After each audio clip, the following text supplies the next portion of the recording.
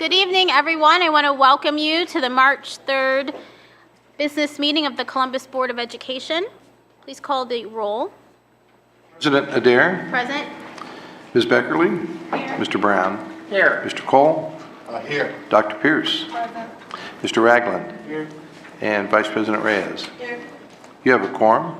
Great. We are going to do the Pledge of Allegiance. And I know we have some student ambassadors here, so I would ask the Bruins and the Stars if you could come to the podium a little bit early and help lead us in the Pledge of Allegiance.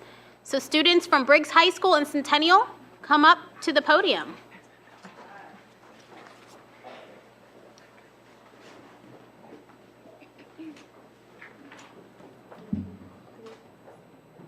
You just have to start it. I pledge allegiance to the flag of the United States of America and to the republic for which it stands, one nation, under God, indivisible, with liberty and justice for all. Thank you. Okay, so we will be adopting the agenda. Let me just let everyone know what we're doing this evening. We have some resolutions and recognition to start off with. We have a period of public comment. I have 8 individuals signed up for public comment. We will have reports from the superintendent's office, internal auditor, and treasurer. And then we have board legislation matters and the consent agenda. And then we will have board announcements, and we will recess into executive session and adjourn after that. Any questions about the agenda this evening, colleagues? Is there a motion to approve the agenda? So moved. Second. Any discussion? Please call the roll. President Adair. Yes. Ms. Beckerly. Yes. Mr. Brown. Yes. Mr. Cole. Yes. Dr. Pierce. Yes. Mr. Ragland. Yes. Vice President Reyes. Yes. Motion carried. Thank you. Our first resolution this evening is 3.1, resolution to recognize National School Social Work Week, which is March 1st to the 7th. And Vice President Reyes has this resolution. Thank you, President Adair. Whereas school social workers serve as vital members of the educational team, playing a central role in creating a positive school climate and partnerships between the home, school, and community to ensure student academic success, and are especially skilled in identifying and providing services to students who face serious challenges to school success, including poverty, discrimination, abuse, addiction, bullying, and other barriers to learning. And National School Social Work Week is March 1st to the 7th, 2020. And school social workers are crucial to our work to address students' social, emotional, physical, mental health, and environmental needs so that the student may achieve academic success. And now, therefore, be it resolved that the Columbus City Schools Board of Education hereby recognizes March 1st to the 7th as National School Social Work Week. And be it further resolved that the contributions of all of our school social workers that help to meet the needs of our students, that prepares our students to reach their full potential, and be it further resolved that the Columbus Board of Education urges all Columbus residents to join them to express their gratitude for the contributions of our school social workers and recognize the important role they play in the lives and education of our students and their families. The motion, is there a second? Second. Any discussion? Call the roll. Ms. Beckerly. Yes. Mr. Brown. Yes. Mr. Cole. Yes. Dr. Pierce. Yes. Mr. Ragland. Yes. Vice President Reyes. Yes. President Adair. Yes. Motion carried. Could we ask Cheryl Ward and those on her team that would like to approach with her to come up to the podium so you can receive your certificate?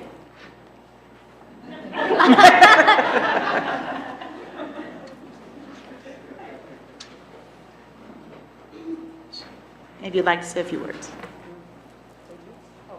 You'd like to say some few words? Yes, please. To President Adair and Vice President Reyes and to the board, certainly we count it an honor and a privilege to be standing up before you today. It is an honor to lead such a magnificent group of social workers who are connecting links, and breaking down barriers.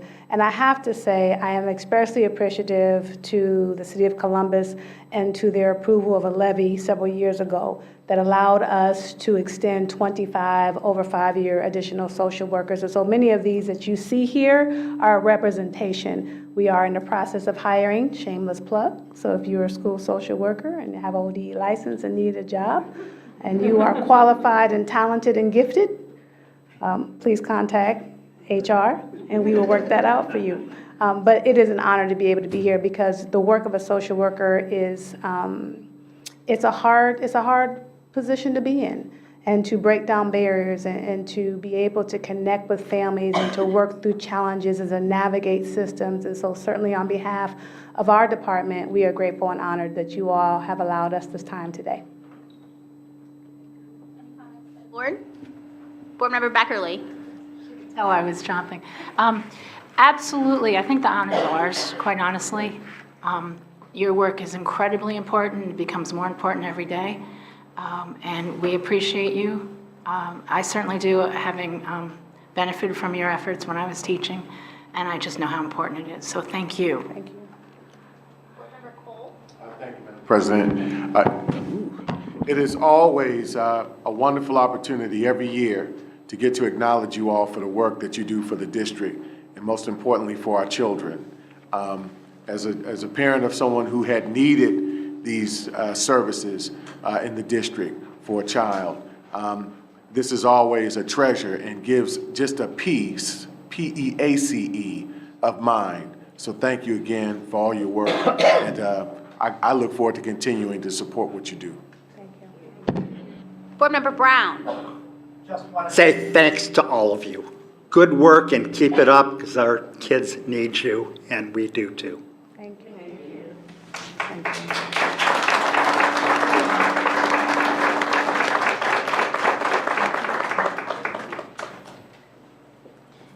Thank you so much, social workers. Our next resolution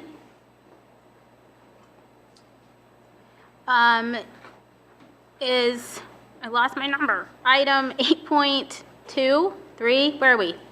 3.2, I got it. To recognize National School Breakfast Week, which is March 2nd through the 6th, and Board Member Beckerly has this resolution. Resolution first or video first? I'm sorry, we're going to do a video. You are absolutely right. Thank you. Video first. I'm Janine Markham, District Dietitian. I'm Robin Chapman, Assistant Director of Food Services. We're happy to highlight National School Breakfast Week, which takes place the first week of March in our district. It's a recognition of the National School Breakfast Program administered by the United States Department of Agriculture. Data shows that students that eat breakfast do better in school. They concentrate better, focus better, achieve better test scores, and miss less school. Breakfast gives me energy and help me wake up, so we don't get hungry in class. Our Office of Food Service coordinates the marketing materials and communication to our cafeterias and our school staff to help participate in this important endeavor. Students will have the opportunity to try a new breakfast item each morning of National School Breakfast Week. Lunchroom staff will survey the students at the end of the week to see which items they liked best. Hot milk, yogurt, Oreos, and oranges. This important program supports the well-being and academic achievement of our students. Our goal is to increase student participation. More students eating breakfast, eager and ready to learn. It's out of this world.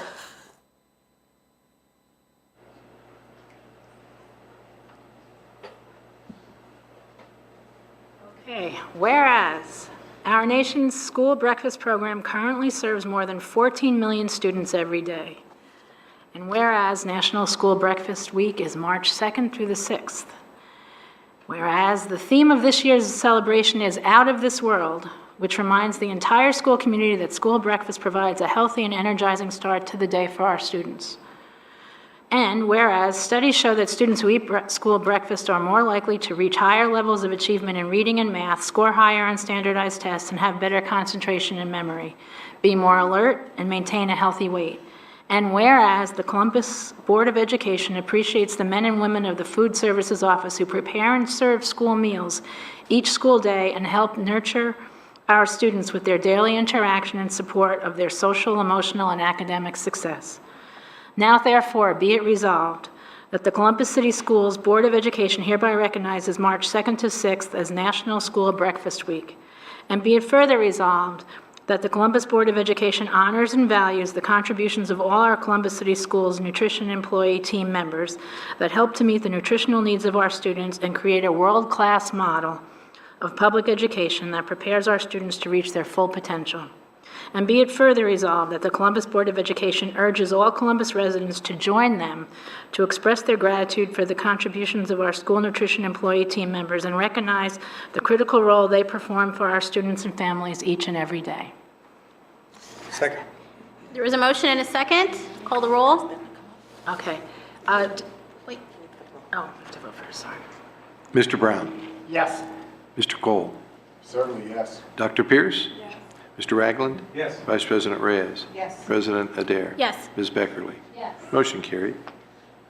Okay, now would Director Brown, Lois Carson, and Assistant Director Robin Chapman want to join us at the podium to receive your... And any of those food service team. Yeah, any of the that- food service employees that are here. Would you like to say a few words? Certainly. Good evening, President Adair, Vice President Reyes, members of the board.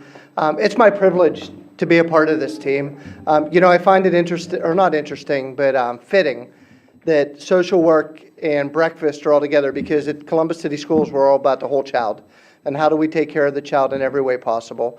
And breakfast or meals is the most direct way that we can contribute to that. The research has indicated and shows that a student that's hungry isn't prepared for higher learning in the classroom. So we take very seriously our part to make sure our students are as ready as possible to learn and achieve their goals in the classroom. Thank you. Thank you. Any comments from board members? Vice President Reyes. Thank you. I also want to echo the thank yous for the opportunity to serve our students. But I think what a lot of our community doesn't realize is we were the first district that actually provided free breakfast and free lunch for all of our students regardless of income. So that is something to be proud of as a district, as a board, as employee, staff, everyone, to ensure that all of our kids get two healthy meals here, and I know we have other programs to ensure that if they need services when they go home, we've got that too. But again, the first district to do that, we may be we were the trendsetter. There's a couple of districts that probably still need to follow, but I appreciate that opportunity as a person that grew up with free lunch all through her public school career. It was essential for me and my 8 brothers and sisters to receive that wholesome meal, and it actually exposed me to different food that I hadn't tried before. Didn't like it all, and I know some of our students probably want to say the same thing, but it's definitely an opportunity to be healthy and learn. So thank you. Board Member Cole. Thank you, Madam President. I just want to take the opportunity again this year to thank you all for being the unsung heroes of Columbus City Schools. Whether you understand that or believe it or not, there's often no more intimate connection between a child and a staff person in the building outside of a teacher than that of someone who is in our classified employee class of food service or even the bus drivers. So thank you for all that you do for the district, and just keep up the great work. Board Member no, okay. He said it. Oh, Board Member Beckerly would like to say something from the podium. Hi, this is kind of unorthodox, but I just realized I wanted to say, and I know that I'm getting to be dreadfully boring and predictable, but you all were part of my team when I was teaching, both in terms of feeding my students and also greeting them and being what Board Member Cole said, real bright spot and intimacy in their lives, and I thank you personally.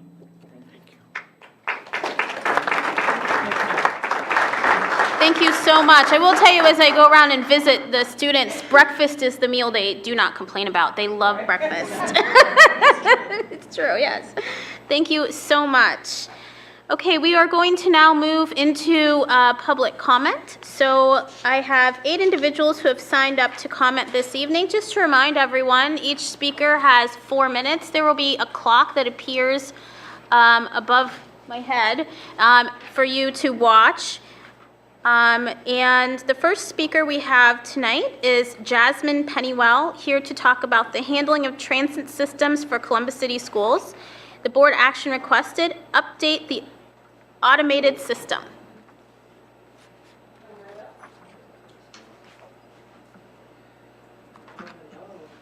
Good evening, President Adair, Vice President Reyes, Treasurer Bahorik, International Auditor Smith, members of board and Superintendent Dr. Dixon. My name is Jasmine Pennywell. I have a child here that goes to Ames, and I just quickly wanted to talk about some things. I spoke with Mr. McElroy too today, so he answered some of the questions that I have, but so he also thought it was great for me to still come and say what I needed to say. So that being, there needs to be some way where that bus bulletin is spoken about. Like when I get that card in the mail every time that says, Goodyear, this is the bus route that your child should be on. In red letters, it should say, register here so that you can get text messages to know the updates and the statuses of your bus. Because for the children to be sitting outside on this corner for 25 minutes sometime, which my child's bus has been late that time over 5 times that I can actually remember I put in my phone. And when I call the bus dispatch, I am just on hold and there's a long message. No one gets to me. When they do answer, they're frazzled. They don't have any answers. They're running back and forth. And I'm like, it's not 1945. We should have a system that is way more up to date that I can track something. And so with that, and on that voicemail, when they're waiting, it should tell you, register with so-and-so and so-and-so, and you can get text messages to tell me that my bus is going to be late. There's a substitute driver. Because their children are not safe.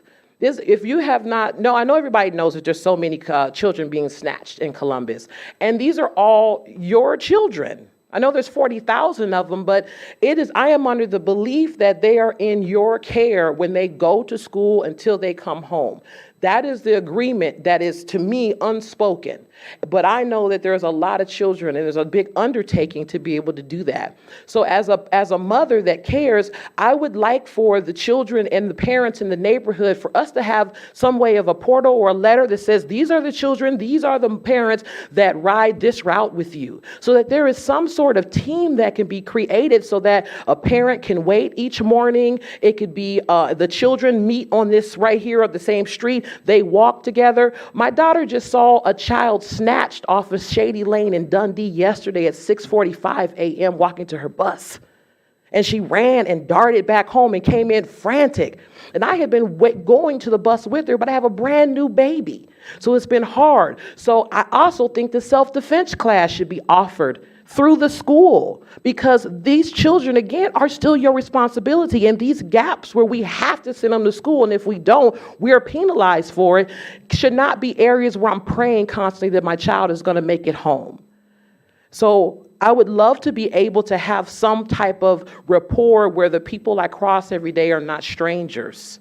But unless there's something physically that says, hey, this is the people that are in your neighborhood, I get something that tells me there's a pedophile or sex offender in my neighborhood. I get a phone call or a message that says school is closed due to weather. I get a principal message. I feel like a lot more information should be given so that the parents can galvanize. Because it seems like, oh, parents don't care. A lot of parents don't know, and they're not all app savvy. Our children are, but we're not all into it, you know? So these are some of the things that I would love to create as a parent watch. And the self-defense is a huge situation for me. That's something that I think should be offered, because there has to be some way of educating the students for where they are and what they're living in right now. Because I never see a police officer in my neighborhood. I never see anybody rotating around, but there's been that suspicious white van with the windows with paper on them and the lock on the back that's been spotted in the neighborhood 2 times. And I know that you are in a higher place trying to make bigger decisions, but that getting to school in the morning and getting home, that safe ride, that Tyler Drive system that's supposed to be coming up, this stuff should be as mandatory as everything else is made out to be. And even if it can't be mandatory, it can be worded as such, because a lot of stuff is just worded as mandatory, and it makes people act. Thank you so much. Stay right there. We have some clarifying question by the board. Dr. Pierce. So as a parent of students who ride our buses every morning and every afternoon, first I want to thank our transportation workers for helping to transport our students safely, and I appreciate your comments. Does your school currently have a walking school bus? Have your principal or administrators talked to you about that as a potential option? A walking? A walking school bus. I don't know what that is. We use it in some of our buildings, some of our schools have it, and so it's an opportunity for parents to come together and lay out a pathway for students to walk to school or to walk to school buses. And I know it's a building level program that we have, and maybe we could share information about those opportunities to create and scale up what we're doing in some of our schools around the walking school bus. But again, thank you so much for that. Thank you. Board Member Ragland. Ms. Pennywell, thank you so much for your advocacy for the safety of all of our young people. Have you spoken with other parents in your neighborhood regarding some level of organization for your neighborhood, specifically around times when students will be walking to and from the bus stops? I would love to, but only ones that I know are 2 children that are at the bus stop in the morning, and my daughter doesn't know them. And I'm like, well, I'd love for it to meet their parents. I'd love to have some way of knowing, so if something's missed, everybody rides together versus all of that. But as I said, everything seems so separate. You're not supposed to approach people about certain things or say something about somebody's child. And because we're in this mentality, this kind of stuff in the shadows gets to have access, because everybody's like this. So if there was a way or a portal or something or a letter that said these are the parents, I would be the one. Like, can we meet? Can we do whatever? Because I will do this day of the week. Can you do this day? Yes, ma'am. And so what you would like to see is the district advocate for the creation of something like this. Is that what you're asking for? Absolutely. Okay. The one thing I do want to assure you of, a couple of weeks ago, we passed legislation that allows Dr. Dixon to hire a team to come in and give an audit for our transportation department that's going to discuss some of the issues that we're having district-wide around transportation and offer us some solutions to some of the problems. Many of the things that you've discussed today, Dr. Dixon and her staff have already engaged in trying to provide some solutions for our students there. I am sure after this transportation audit has been conducted and we come up with some concrete solutions, that we'll be able to get back to not only yourself but the entire district about what we found and some of the changes that we are making. I'm not sure who is Mr. McElroy. You did speak to Mr. McElroy, correct? Yes. And what was his response specifically for district advocacy in the area that you're asking for? Well, to speak more, to have a better dialogue with regards to him, and he told me about these programs with the Tyler Drive and the bus bulletin. Sure. And I, as a mother, because I felt that bridge of a gap where he's here and we're all here, and it's like I can't get the support I need, but we're all saying I don't have the information to know even how to galvanize. So I'm trying to, for me, use my passion as some type of a voice, because I would go to other schools, parent-teacher meetings, and speak for 4 minutes about, do you know you have this? Do you know that you can do this? And if there's something on the web that people can go to register and find their area or whatever, I would love to be able to spread something that's working. Yes, ma'am. Well, I think Dr. Pierce's idea around the walking bus is a great one. And I am hopeful that you continue to use your energy and your voice to advocate for the students, not just in your neighborhood, but everywhere else. I think what you've mentioned is a lack of a neighborhood response to this problem, because things have, kind of gone astray within our neighborhoods over the last 30 years. Used to be students were walking to the bus to and from together, and folks had their porch lights on, and people were standing outside watching the students go back and forth to school. We need to get back to that. I think believe your we can. voice can help us do that. So thank you for coming down and sharing with us I believe today. we can do that. So thank you all, and if someone can be in touch with me in any way I can help, I greatly appreciate that. Thank you so Thank much. you for your time. Our next speaker is Megan McGonigal to speak about gifted services in the district. Request explain what gifted service model will be in place for the 2021 school year. Ms. McGonigal? Good evening, President Adair, Vice President Reyes, Treasurer Bohorik, Internal Auditor Smith, members of the board, and Superintendent Dr. Dixon. My name is Megan McGonigal. I'm the parent of 2 students in Columbus City Schools, both of whom receive gifted services. I'm here tonight because of the decisions made by Chief Academic Officer Tracy Ocasio related to gifted education in our district since February 21st, and the questions that that has caused amongst our families and our staff, even after revised documents were emailed to all of us. For example, for elementary school gifted services, the plan says CCS is adding 16 new gifted services positions at the elementary school level, bringing its total to 35 staff members for the 2020-2021 school year. It adds that this expansion will include gifted services in every elementary school building in CCS. We currently have 60 elementary schools. Thus, we're wondering if the GIS positions will be sharing schools, since there's 35 GIS new positions. And if so, how will the staffing decisions be made, and who will be making those decisions about how that falls out of, do we just divide it by number of schools, is it divided by number of identified students in the buildings, et cetera? My second question for elementary regards the expansion of services to K through 2 students. Will the GIS who is responsible for grades 3 through 5 also be the GIS who now covers kindergarten through 2nd grade, or will there be additional staff? Are the PETS, the primary education thinking skills staff, going to be responsible for this expansion to K2? If the answer is that one GIS will cover services for K through 5, what will the schedule look like? It seems possible that 3rd through 5th graders could be receiving less time than they previously had with their GIS. So we're also left just wondering, what is the goal of the expansion of these services? For middle school services, the plan says that the district is expanding its services to provide gifted core enrichment to students in grades 6 through 8, identified as gifted in superior cognitive ability or creative thinking. Can you explain what core enrichment means in this context? And can you give me some examples of what this model looks like?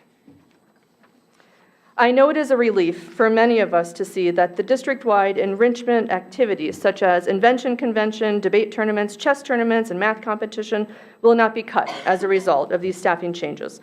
The plan says that gifted services staff will have time built into their day to plan and coordinate these events.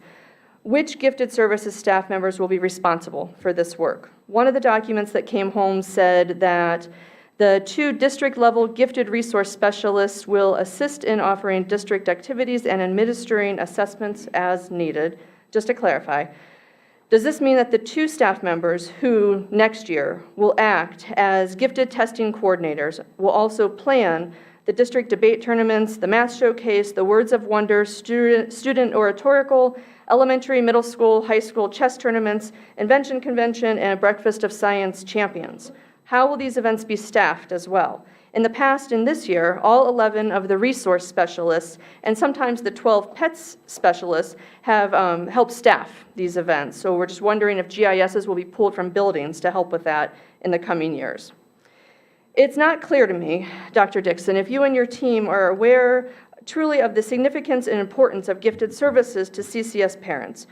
If you were, we hope that you would not have rolled out the initial changes to our service model on a late Friday afternoon, or done so without at the least communication and at best collaboration with the stakeholders that you apologized to.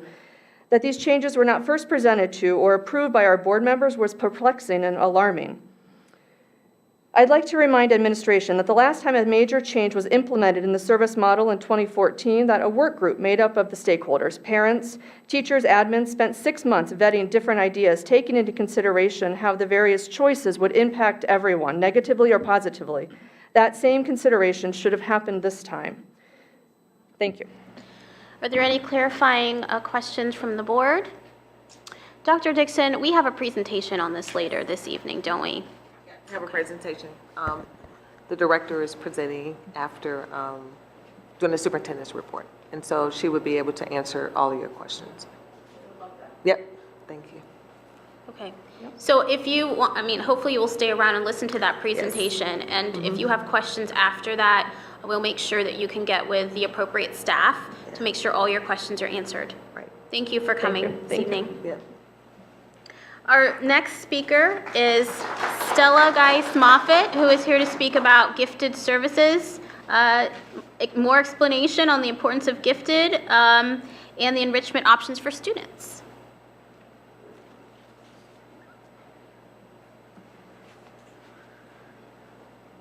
Good evening, President Adair, Vice President Reyes, Treasurer Bohorak, Internal Auditor Smith, members of the board, and Superintendent Dr. Dixon. My name is Stella, and I am a 7th grade student at Columbus Gifted Academy. My school and classroom teachers are helping me and my friends to prepare for our futures, as are the opportunities afforded to us and all of our district students through the work of our district's gifted resource specialists. Through one program our specialists run, Invention Convention, I've been afforded the opportunity to develop my planning, communication, STEM, and even woodworking skills. I talked with people about problems they were facing, chose one problem, researched the problem in depth, and developed a solution. I planned my design, selected my materials, and built my prototype. During the testing process, I learned perseverance as my first, second, and even third prototypes failed, requiring me to restart the invention process anew. With my working prototype in hand, I competed in my classroom and school invention conventions, at our district invention convention, and represented our district at the 2019 Ohio and National Invention Conventions. I shared my work and prototype with peers, teachers, and judges from across the country, and I am proud to be representing our district again at the 2020 National Invention Convention. District Invention Convention alone has relied on the participation of all of our dedicated, gifted resource specialists. They organize the events, prepare materials, convince community members to sign on as judges, and on the day of the event, inspire and wrangle approximately 125 student inventors, 175 family members, 15 high school STEM students, and they organize and feed 20 judges. Invention Convention is only one of many events and competitions organized and run by our district's gifted resource specialists as they fulfill other tasks such as testing, acceleration, teaching classroom teachers to interpret data so they may better serve students, and coordinating AP and College Credit Plus in high schools. The district's new gifted service plan suggests that staff will have time built into their days to complete the work that they have been doing, in addition to all of the new work that will be assigned. I have seen what happens to built-in time for teachers at my own school. Teachers get sick, subs are not available, and built-in time is sacrificed as teachers take over one another's classrooms due to our district's sub shortage. In conclusion, gifted resource specialists provide students throughout our district with important supports and opportunities to learn and grow to our full potential. I ask that you not put these programs and other important work at risk by leaving them to be completed during built-in time that is always the first time to be sacrificed. And while serving more students is great, we should work to find more useful ways of doing so.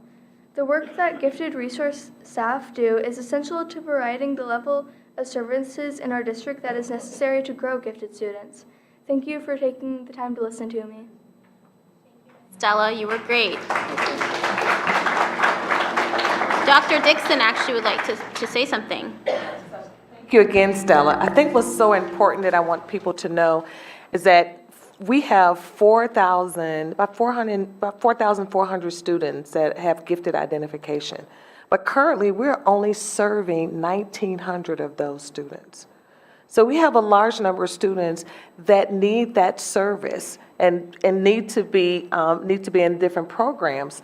So with the new allocations that we have an opportunity to expand the program to more of your peers. So you're not going to miss out on any programs, but more students will have an opportunity to get some of those, to have access to some of those same programs that you have. So we had to make a change and make a decision to expand the opportunities to more students. We were blessed to have the allocations through a levy promise from 2016.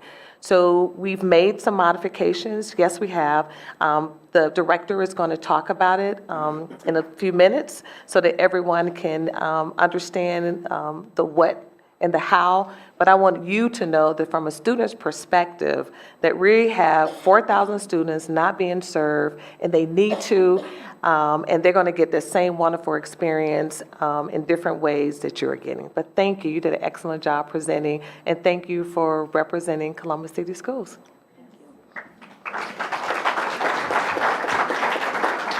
Ella. Our next speaker is Sherry Staywick, who wants to talk about school redistricting. The board action, redistrict the crossing at Grove City Apartments from Columbus City Schools to Southeastern Schools. Western. Western. I was like, I don't think there is a Southwestern Schools. Good evening, board members.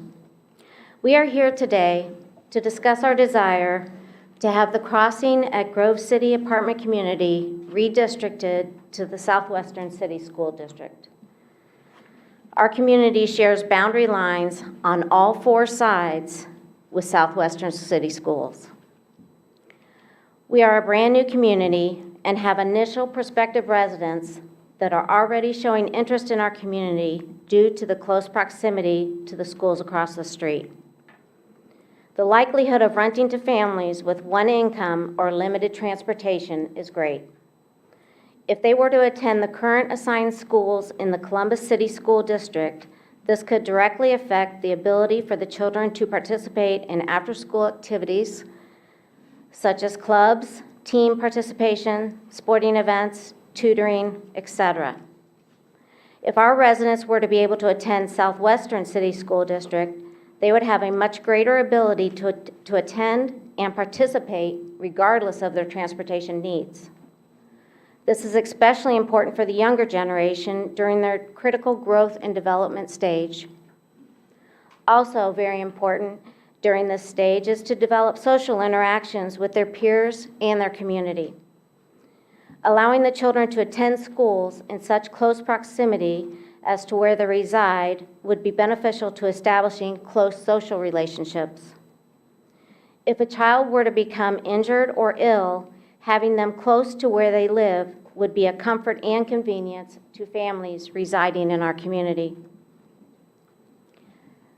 Currently, as it stands, the bus ride for our high school students would be approximately 45 minutes with the average number of stops today. Our middle and elementary school students would experience an approximate 35-minute bus ride with an average number of stops today. With the development of the new middle school coming August of 2022, next to Bolton Elementary, located directly behind our property, would put all levels of schools within walking distance to the community. At Herman and Kittle Properties, we hold three values very dear: culture, community, and commitment. We strive to provide affordable, quality housing to all communities we have invested in. Thank you. Any clarifying questions by the board? Board Member Ragland.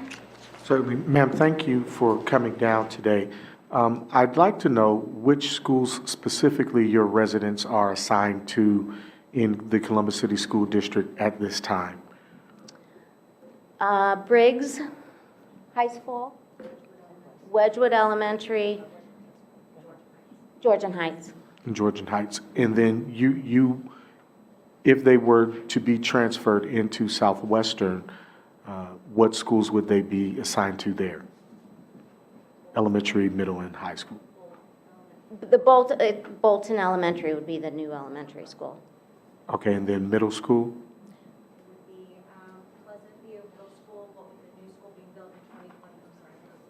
Pleasant View Middle School. Yeah.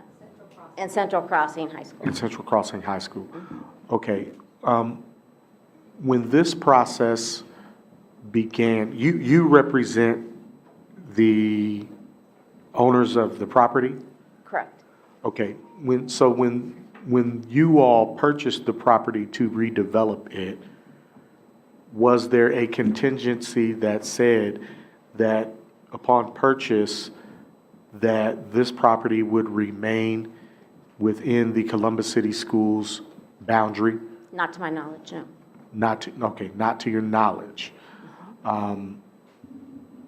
Okay, I'd like some clarification from the district, if possible, regarding the process by which properties are deemed to remain within Columbus City Schools when they are in these areas. I know some things have changed over the years, and so, I mean, this doesn't necessarily have to be today, but if I can get a little bit of more understanding, I believe, around that process, that would be helpful for me. All areas around our community, if I may, are all going to the Southwestern City School Districts. We are like a little postage stamp that for some reason got directed a different direction. Right. Even though we're literally across the street. Yes, ma'am. And what I am alluding to is that may not be, the remedy might not lie within this body. Understood. And so if I could get from the district's perspective how that postage stamp analogy came to be, that may help us be able to help you even further. Okay. Thank you, President Dare. Dr. Pierce? No. Thank you, Madam President. Mr. Cole. Thank you so much for coming down here and representing the residents of your community. Just a quick question about remittance of taxes. Who pays, to what city, to what municipality do you pay taxes? Do the residents pay taxes? We will pay, our taxes will go to the Columbus City School District. Thank you. Any other questions? Thank you so much. Thank you. Oh, Mr. Treasurer. It's on this property. 4850 South Big Run. Grove City.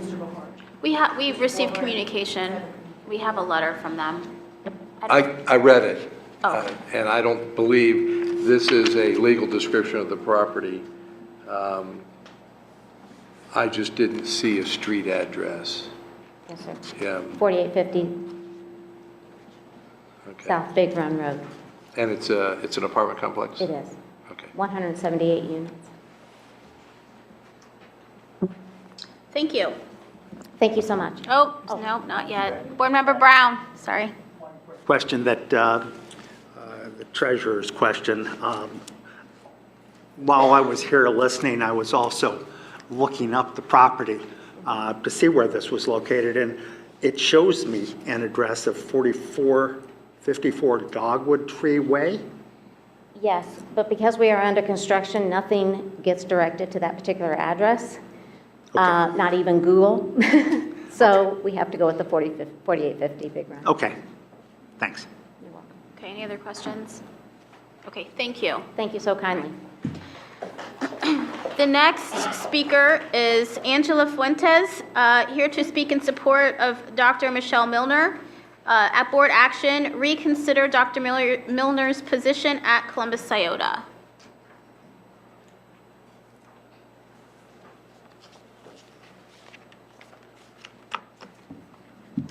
Good evening, President Adair, Vice President Reyes, Treasurer Bahorek, Internal Auditor Smith, members of the board, and Superintendent Dr. Dixon.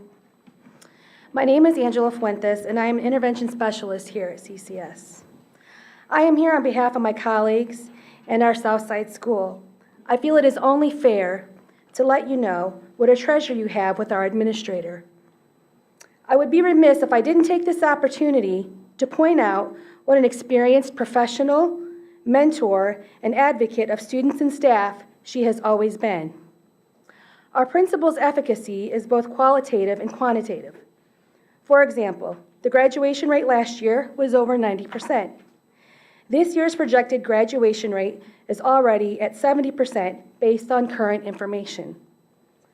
The behavior referrals and assaults are projected to be up at least 40% based on current trends from the first semester when our principal was still at our helm. Attendance is down also. However, there are qualitative aspects that cannot be measured by data. Our administrator's strong leadership and collaborative efforts are missed to the point that staff morale, staff morale is at an all-time low. She added a strong sense of direction and authority that cannot be overstated. Students respected her, staff looked to her for management and her skill set. Throughout her tenure, she always felt we could improve our building. After our shooting in 2017, she asked for support and received none. After the shooting of our student, she asked for supports and received none. This year again, she asked for supports. She received none. Excuse me. I've seen our leader do laundry, buy warm clothes, and provide above and beyond for our students and staff. She is aware of court cases, family relationship issues, homelessness, violence, and hunger of her students, and did whatever was in her power to help them. We are often in dangerous situations in our building. Staff assaults are too commonplace, and we had one of our colleagues leave on a stretcher last week. Our principal did whatever she could to keep students and staff safe while maintaining a conducive learning environment. You see, Doc is expected to take the kids no other building can handle and do what no other administrator can accomplish. We don't have gifted and talented at our school. We have the kids that no one else can deal with. For me personally, Doc has been the only supervisor I have ever had that has seen more in me. She has given me leadership and education opportunities that have helped me grow professionally and personally. She has seen me through personal issues with professionalism and tact. For us, she is more than a principal. She's a vital part of our lives, and we cannot emphasize how important she is to each and every one of us. Please consider what is best for our students and staff. Respectfully, Angela Fuentes. Thank you. Thank you.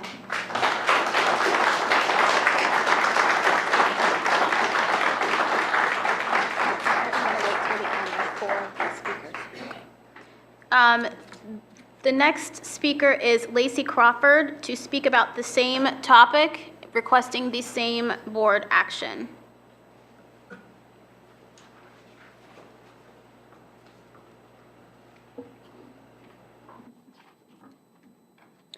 Good evening, President Adair, Vice President Reyes, Treasurer Broker, Internal Auditor Smith, members of the board, and Superintendent Dr. Dixon. My name is Lacey Crawford. I'm an intervention aide at Columbus Iota. Just want to talk a little bit about our principal and our building as a whole. Our principal is exactly what our kids needed. Her longstanding relationships and rapport with the staff, students, and parents has helped tremendously over the years to keep our building at bay. She knows our kids inside out, always doing her best to give our students the support that they need, whether going to basketball games, making sure a student has a warm coat or a pair of shoes to wear, keeping up with who's who in class, who's in JDC, who needs extra support because they're homeless or will be after graduation. She's the backbone, one of the ones that hold the family together, the Scioto family. These kids, at the end of the day, they're our kids. Even with all their flaws, their behavior issues, their imperfections, we still strive to provide them with a safe haven to learn and be successful. With that being said, our building is not safe. The staff and students at Scioto are at risk every day. We've asked for metal detectors, we didn't receive them. Is it going to take another shooting inside our building in order for it to be considered? Uniforms and metal detectors would be a perfect start to change not only the safety and security of our staff and students, but also to change the face of our building. Our students need to know that when they come to school, it is to learn. It's not to fight peers, not to throw desks and chairs, not to spit and hit staff, not to be disrespectful, but to learn.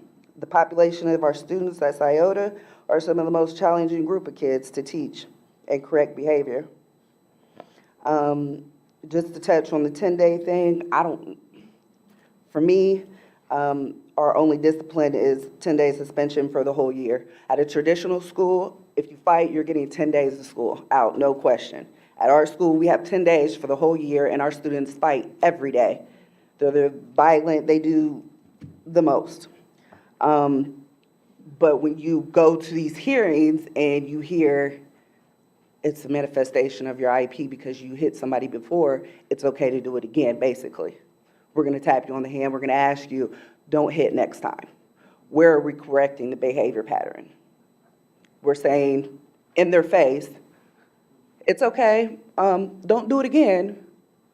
That's not helping. Our students aren't dumb. They know I'm getting 1-day suspension, I'm come back to school, and I'm gonna do it again because I'm getting a tap on the hand. So we're failing them.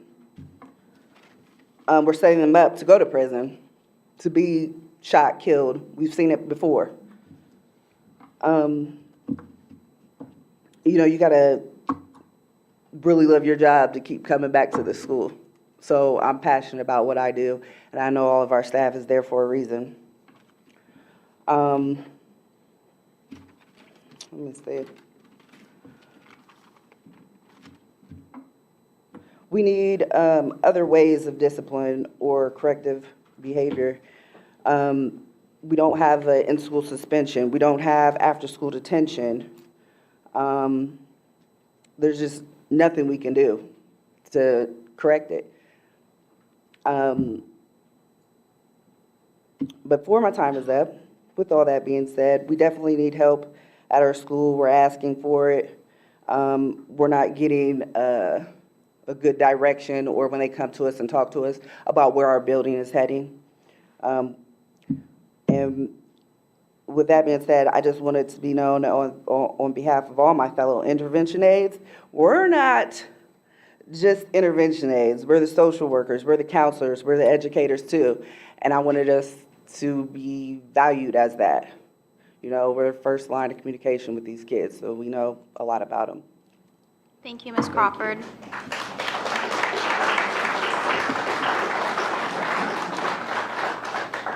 Thank you. Any questions? Since you're all speaking on the same topic, we will do questions at the end, if there are any. The next is Alice Parker, speaking on the same topic, requesting the same board action.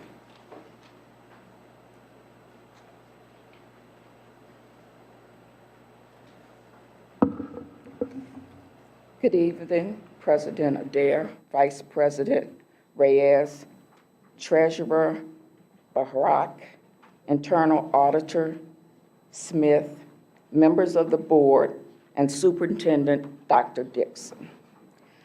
I am addressing you this evening in support of our principal of our school.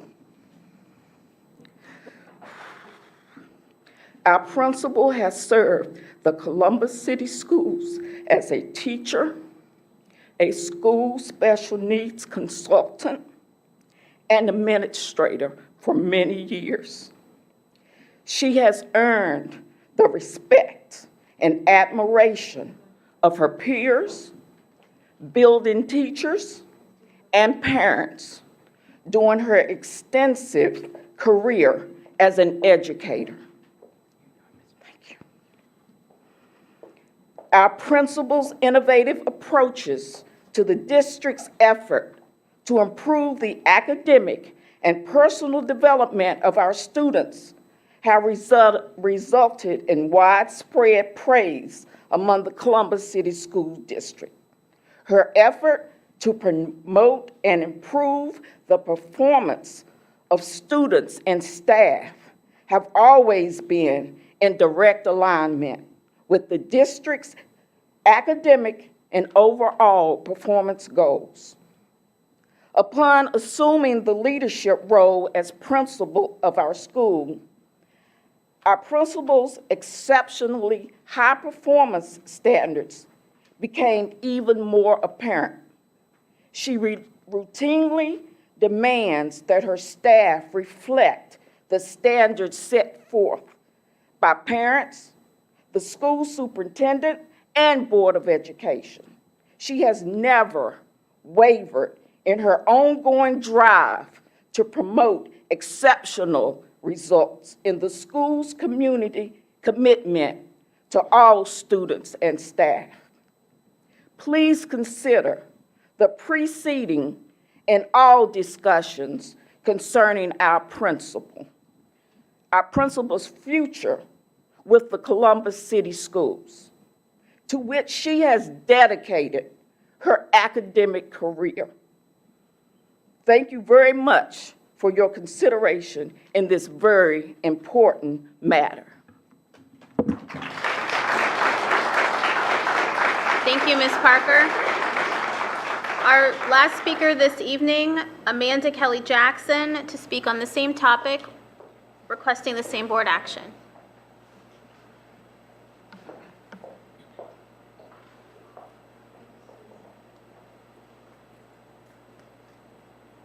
Hello. Good evening, President Adair, Vice President Reyes, Treasurer B, Internal Auditor Smith, members of the board, and Superintendent Dr. Dixon. My name is Amanda Jackson, and this is my 17th year with Columbus City Schools as a teacher. I've had the opportunity to be serving students in our district who have been identified as having emotional and behavioral disorders. Not only am I a teacher in Columbus City Schools, but I'm also a proud parent of children who attend our school district. I'm here on the behalf of the students that I teach and our staff at our school.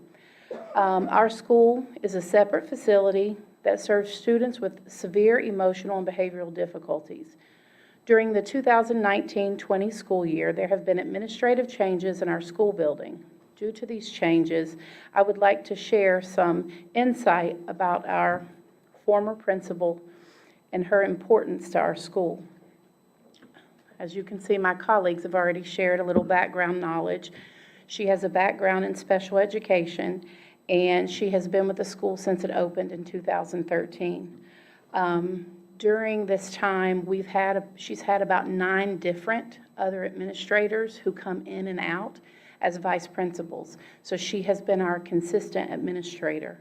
Her communication is superior.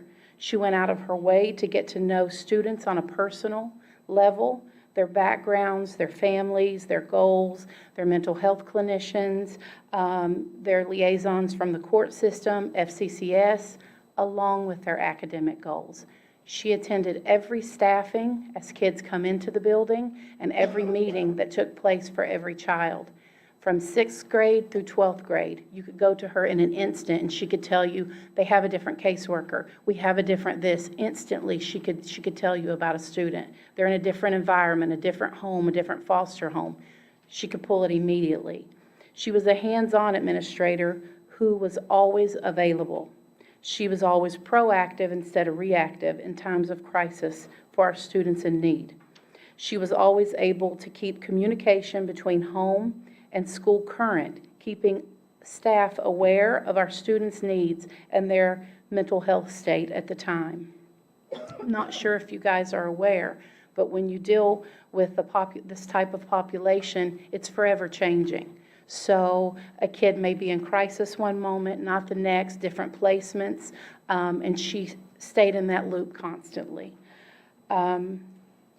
She had an ability to de-escalate our most severe students when they were in crisis.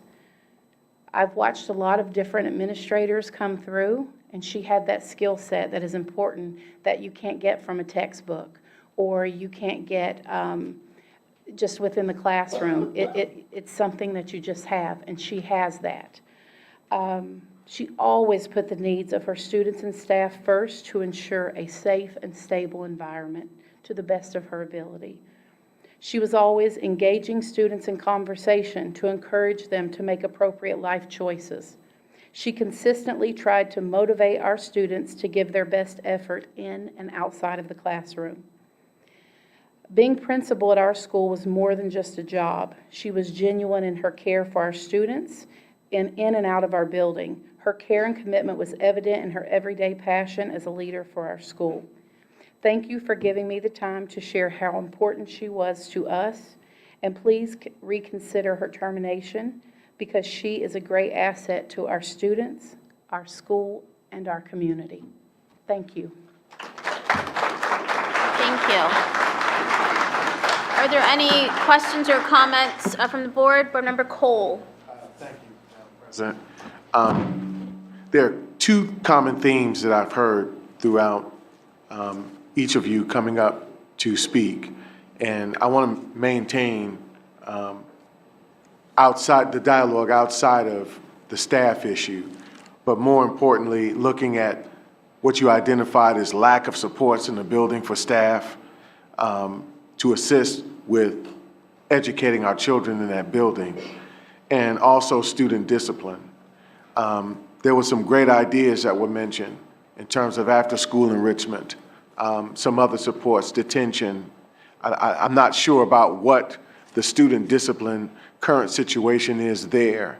I would love to get more information on that. I'd love to figure out and hear more about what the administration is doing to address the issues of what are suggested to be lack of supports for students to deal with student behavior issues. I'd like to learn a lot more about that moving forward. Any other comments? Okay, thank you. We will move into the reports from our direct reports. The first up is the superintendent. So thank you. I would like to start tonight by welcoming our next set of student ambassadors from Briggs High School and Centennial High School to provide an update to the board on important events and critical issues at their schools. During each regular business meeting through the end of the school year, I have invited the superintendent student ambassadors from each of our schools to speak publicly before the board. We have already heard from the ambassadors at Columbus Downtown, Walnut Ridge, East, and Northland. So now I would like to welcome to the podium the student ambassadors from Briggs High School. If you would come up, introduce yourselves.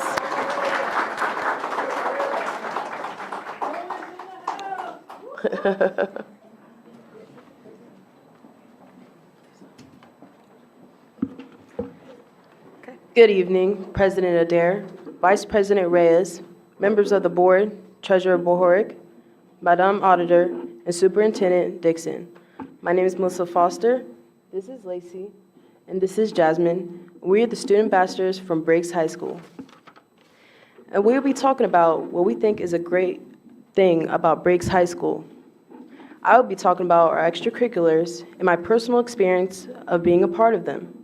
Lacey will be talking about our diversity, and Jasmine will be talking about the staff and teachers. As an athlete and academic achiever, I found it easy to be a part of or find extracurriculars that suited me well. Some clubs that Briggs has are Key Club, Poetry Club, Chess Club, and Eco Bruins. We recycle every Friday. Some of the sports activities that Briggs has are soccer, wrestling, cheerleading, cross country, golf, and many more.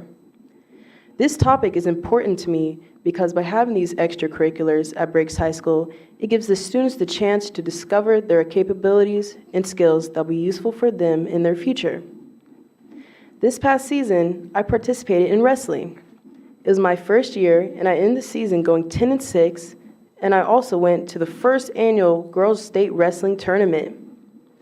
By doing wrestling, I learned to believe in myself more than I had before, to go 100%, not 50%. to work hard, encourage, and help others too. Both my coaches, Coach Chico and Coach Nick, and my teammates have taught me these things. I am grateful for all of them. By learning these valuable characteristics and being involved at Briggs High School, I'm not only better as an athlete and academic achiever, but as a person as well. Thank you.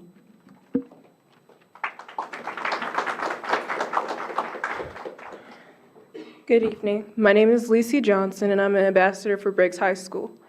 I'll be talking about diversity and how it's really important to Briggs. Briggs is a place where the people are very diverse, whether it's race, religion, sexuality, and etc., and how they all could come together as one. As a person with different cultural backgrounds, it's really important that everyone's comfortable in a place they have to come to every day. My mom's side of the family is Hispanic, while my dad's is Black American. Going back to the topic of comfort, the staff is incredibly diverse. If not by looks, definitely by thinking. Every teacher in Briggs makes an effort to make sure every student, no matter who they are, is happy and comfortable. Briggs went as far as having a multicultural day, and here to present their presentation from the day is Rebecca Foster. Hey everyone, how y'all doing today? All right. I'm Rebecca, and this is a poetry piece about diversity for you guys. It really doesn't matter what people say. We are human no matter the shade of our skin. Of our skin. Don't matter sexuality or your race. We are beautiful no matter the face. It's what's within our skin. Go ahead and tell me that I'm stupid. I'm stupid and I'm useless. I'm useless and a nuisance though you're ruthless. With no fist do you hurt me, but every word you use them. You think that I am joking, but I swear I'm not. I hate this. My music's in a different language, so you judge me and be racist. This isn't for just one race though, it's for all the races that face this. And even today we lack and forget that people come from all different places. We're gonna like things from different places. So if you're not up to date with today is, then I suggest you get your pacing. How pathetic is it that we get judged for the way we look, speak, our height, weight, accent, language, skin tone, gender, sexuality, our own respected identity? And I could go on about the things you think is right but is wrong. So maybe we were raised this way. Maybe we are meant to change. And maybe we'll look at the world and take care of it in a different way. But we don't know, so we must grow and learn from all our mistakes. So if you hurt someone like someone hurt you, I hope you hold their hand. And I know that we can stand one by one. You'll see that we can live in peace.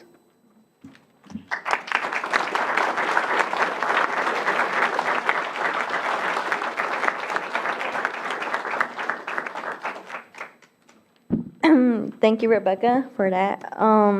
Buenas tardes, good evening. My name is Jasmine San Juan Reyes. Today I chose to talk about our teachers due to the fact that they leave, a huge impact on everyone. They are our backbones to every student's education. For example, Mr. Nance, who is somewhere behind us. We're here yet. I met him last year because he was my cousin's teacher, but currently at the moment he's also mine. Throughout the time I've known him, I have realized that he is someone you can always talk to and joke around with. He will always give you an honest opinion and be strict when needed. Another example is Mr. Rhoda, who is right next to him. I met him last year because he was my gym teacher. While I didn't like gym at first, the energy he had for that subject really rubbed off on me. So by the end of the year, it was something that I didn't love, but I was interested in.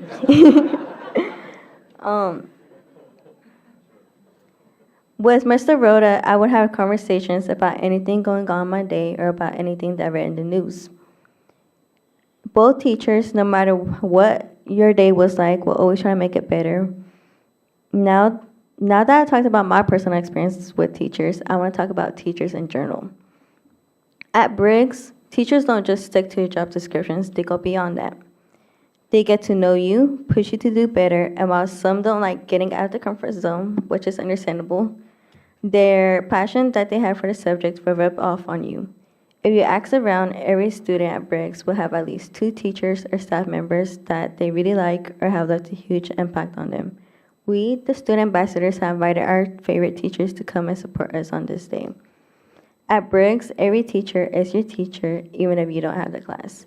And before I end, I would like to thank Mama Mia for choosing us to be the student ambassadors for Briggs High School and for giving all of us, including Rebecca, the opportunity to come forward and talk to you guys this day. Thank you.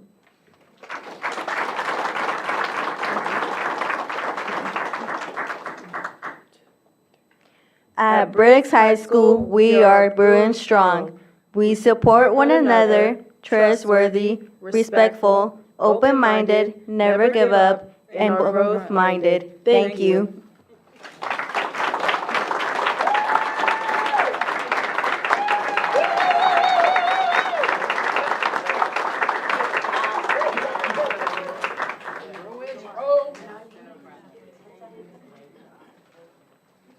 Principal, I thought I saw Dr. Tanya Milligan. The principal and the staff members, stand up, please. Yeah.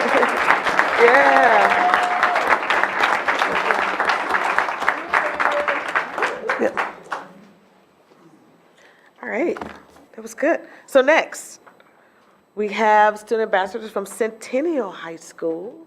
Yes, we got one, come on up.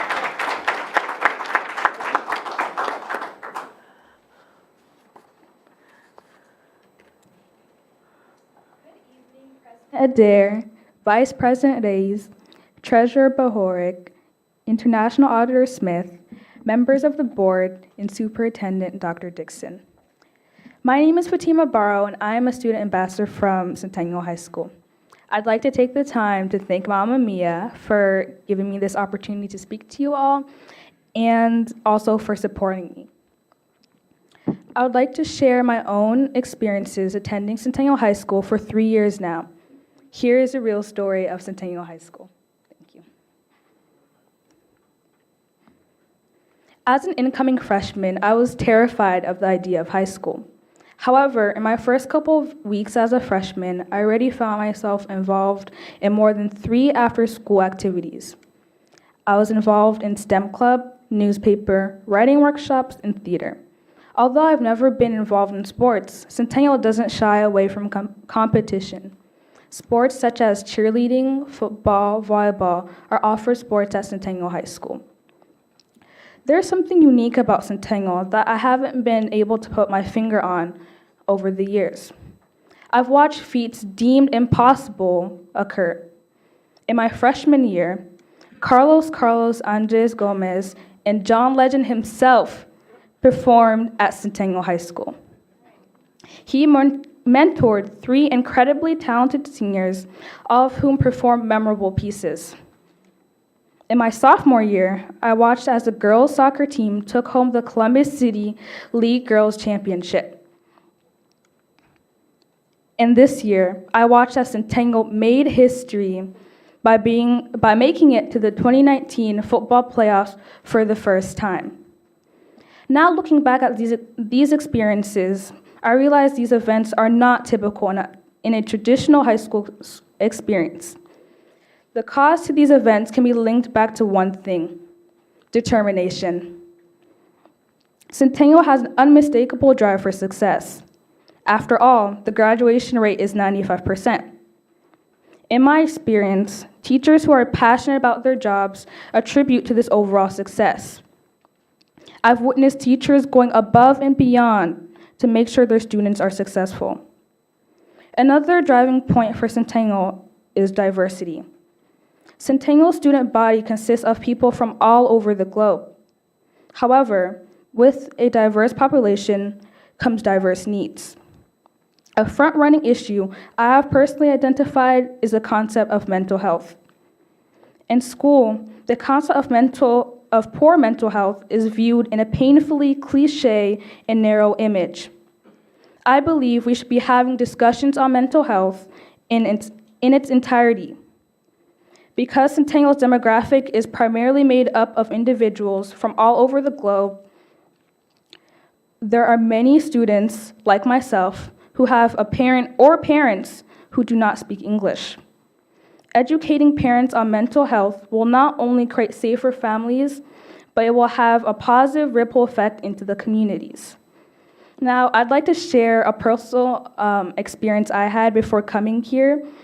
So I decided to take an Uber today, coming here, and it was strange mostly because they dropped me off at the wrong place. They dropped me off at Ohio Avenue Elementary School, and I walked inside, and I was lucky enough the principal was there, who was so kind to bring me here. We had a very interesting discussion. She talked about how her job was, how she was actually in retirement, and she came out of retirement to teach there. And she was talking about how crazy the little kids were, and it was all funny. It was all fun and games until she told me something that really struck a chord with me. She had shared with me that one of her students, let me clarify, a 7-year-old student had actually attempted suicide. 7 years old.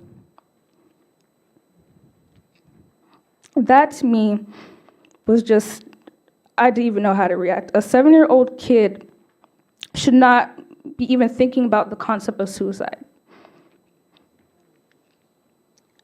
Excuse me. As a district, I believe both students and teachers, as well as parents, should have the resources and tools. Thank you. Should have the resources and tools to combat this. Excuse me. I personally believe a student shouldn't be a manifestation of the problems going on at home. I believe that resources should be spread throughout the communities and that students shouldn't come to school still feeling alone. Moreover, going past that topic, through strong spirit and continuous education, Centennial brings my high school experience to the next level without taking away from my education. It's a perfect balance of both. I'd like to close with a popular saying from Centennial's principal, Ms. Porta, Centennial, where education comes first and excellence is a tradition. Thank you.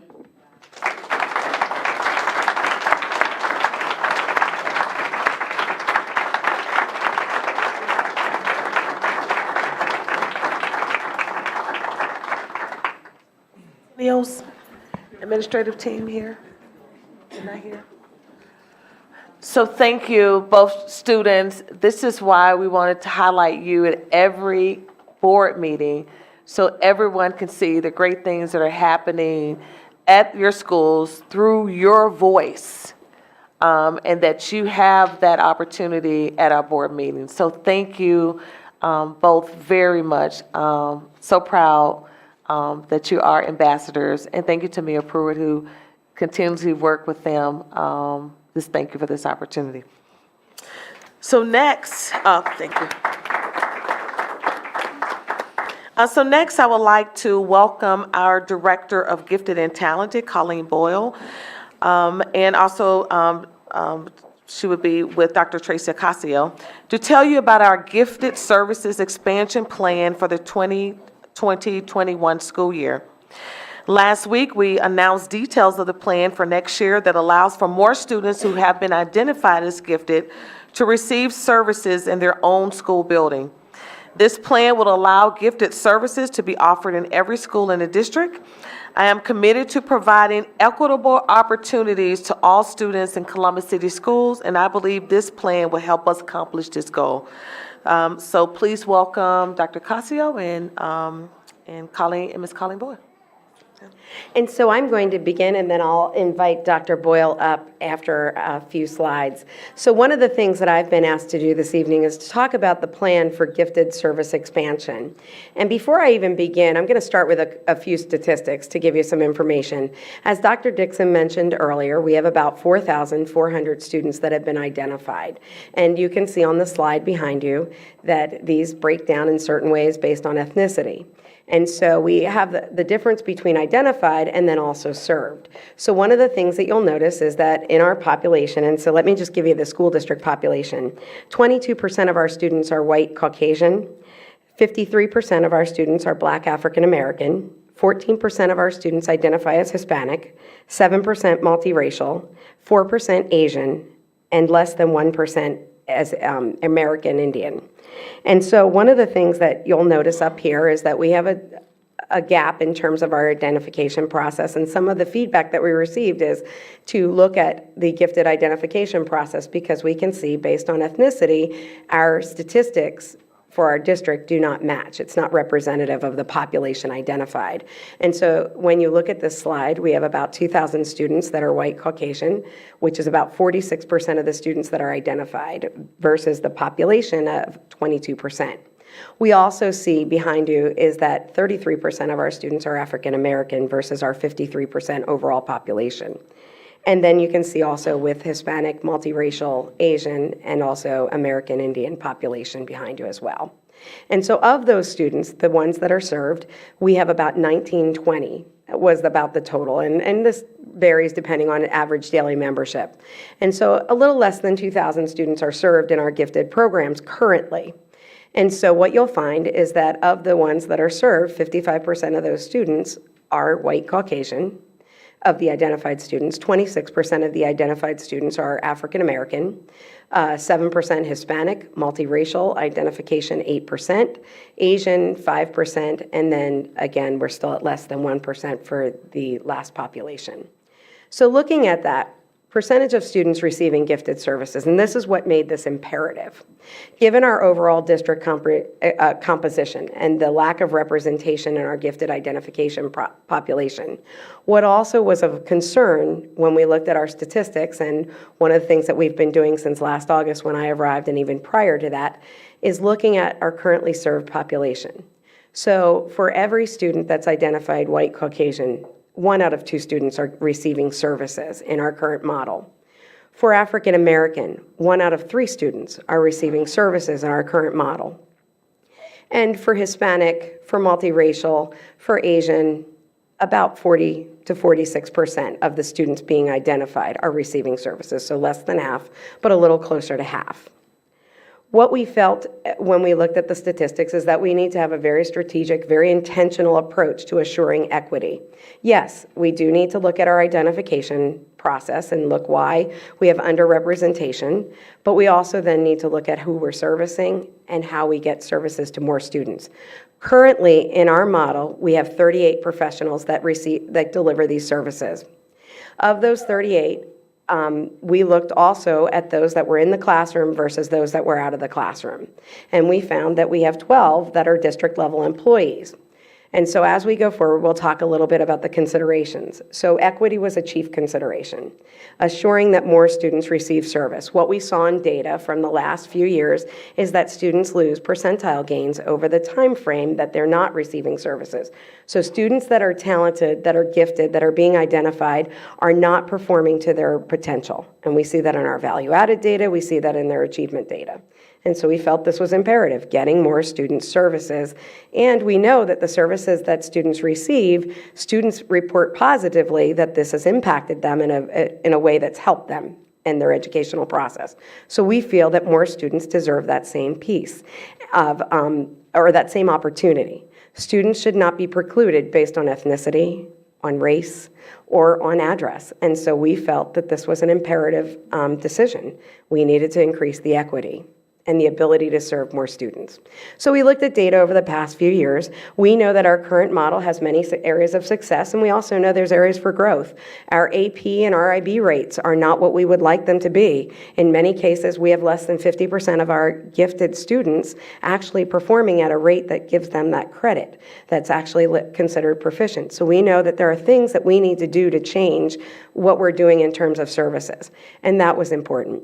We also looked at some feedback from stakeholders. There was a survey given last year, and in that survey, there were about 264 people that responded, small N size, but in that survey, the majority, less than 10 or 90%, were students, parents of students that already received services.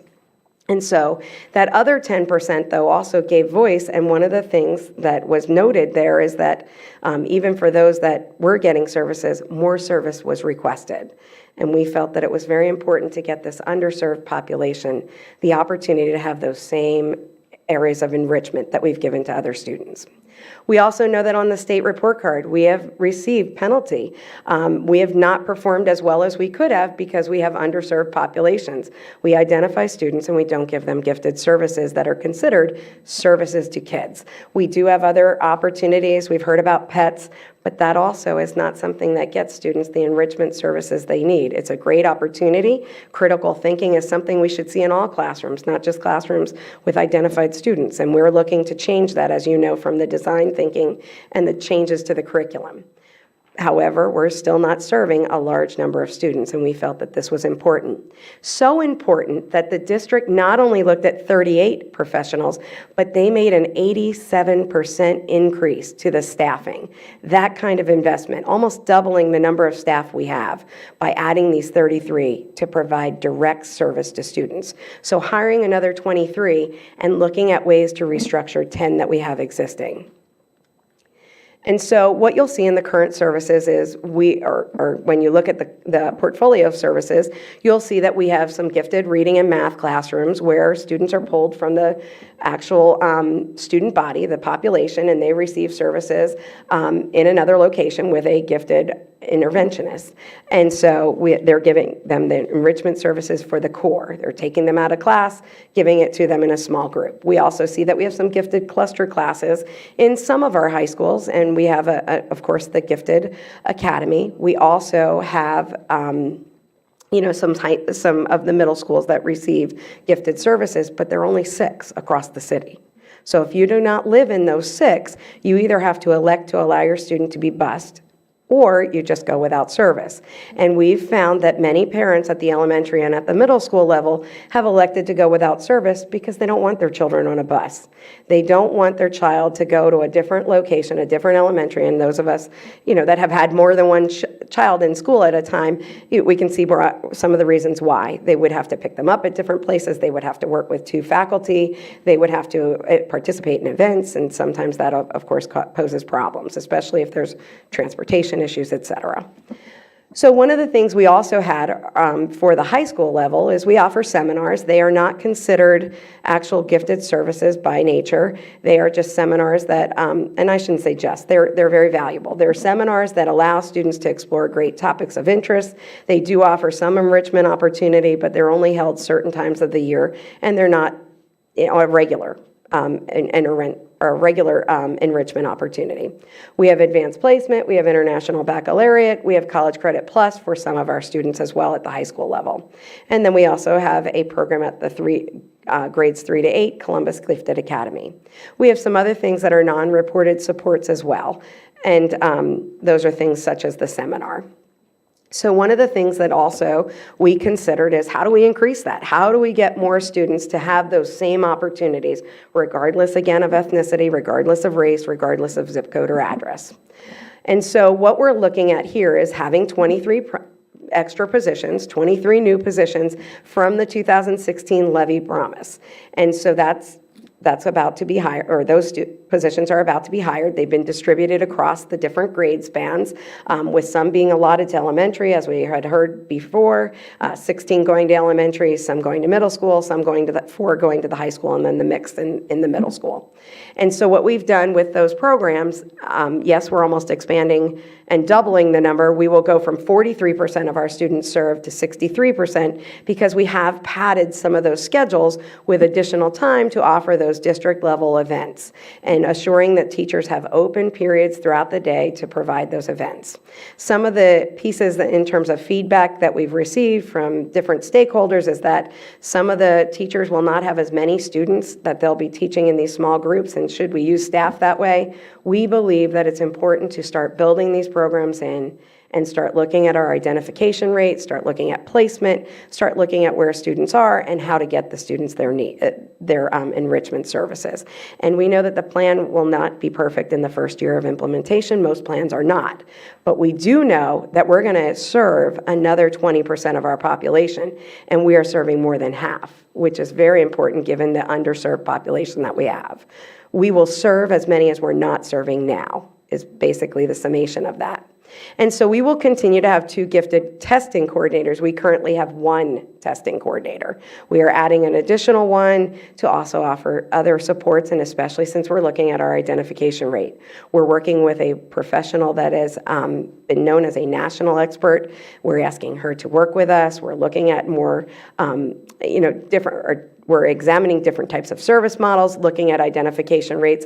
And identification rates that we're seeing, that's not uncommon. Urban settings sometimes have identification issues. And so we're looking again to address this challenge. We are also working with members of the State Department and looking for feedback and advice as well. And so without anything further, I'm going to let Dr. Boyle talk a little bit more about what the model will look like moving forward. How will students, this additional 20%, receive services so that we are at least up to 63% rather than having 60% of our kids not receiving service.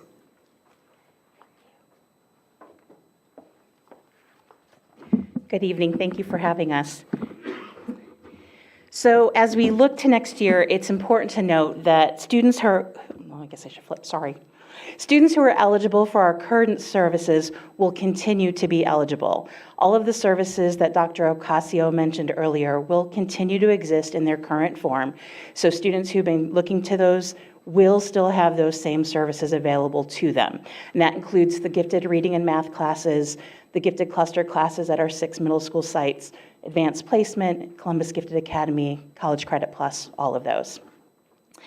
Additionally, we're going to continue our primary enrichment thinking skills program that's currently in 39 of our buildings.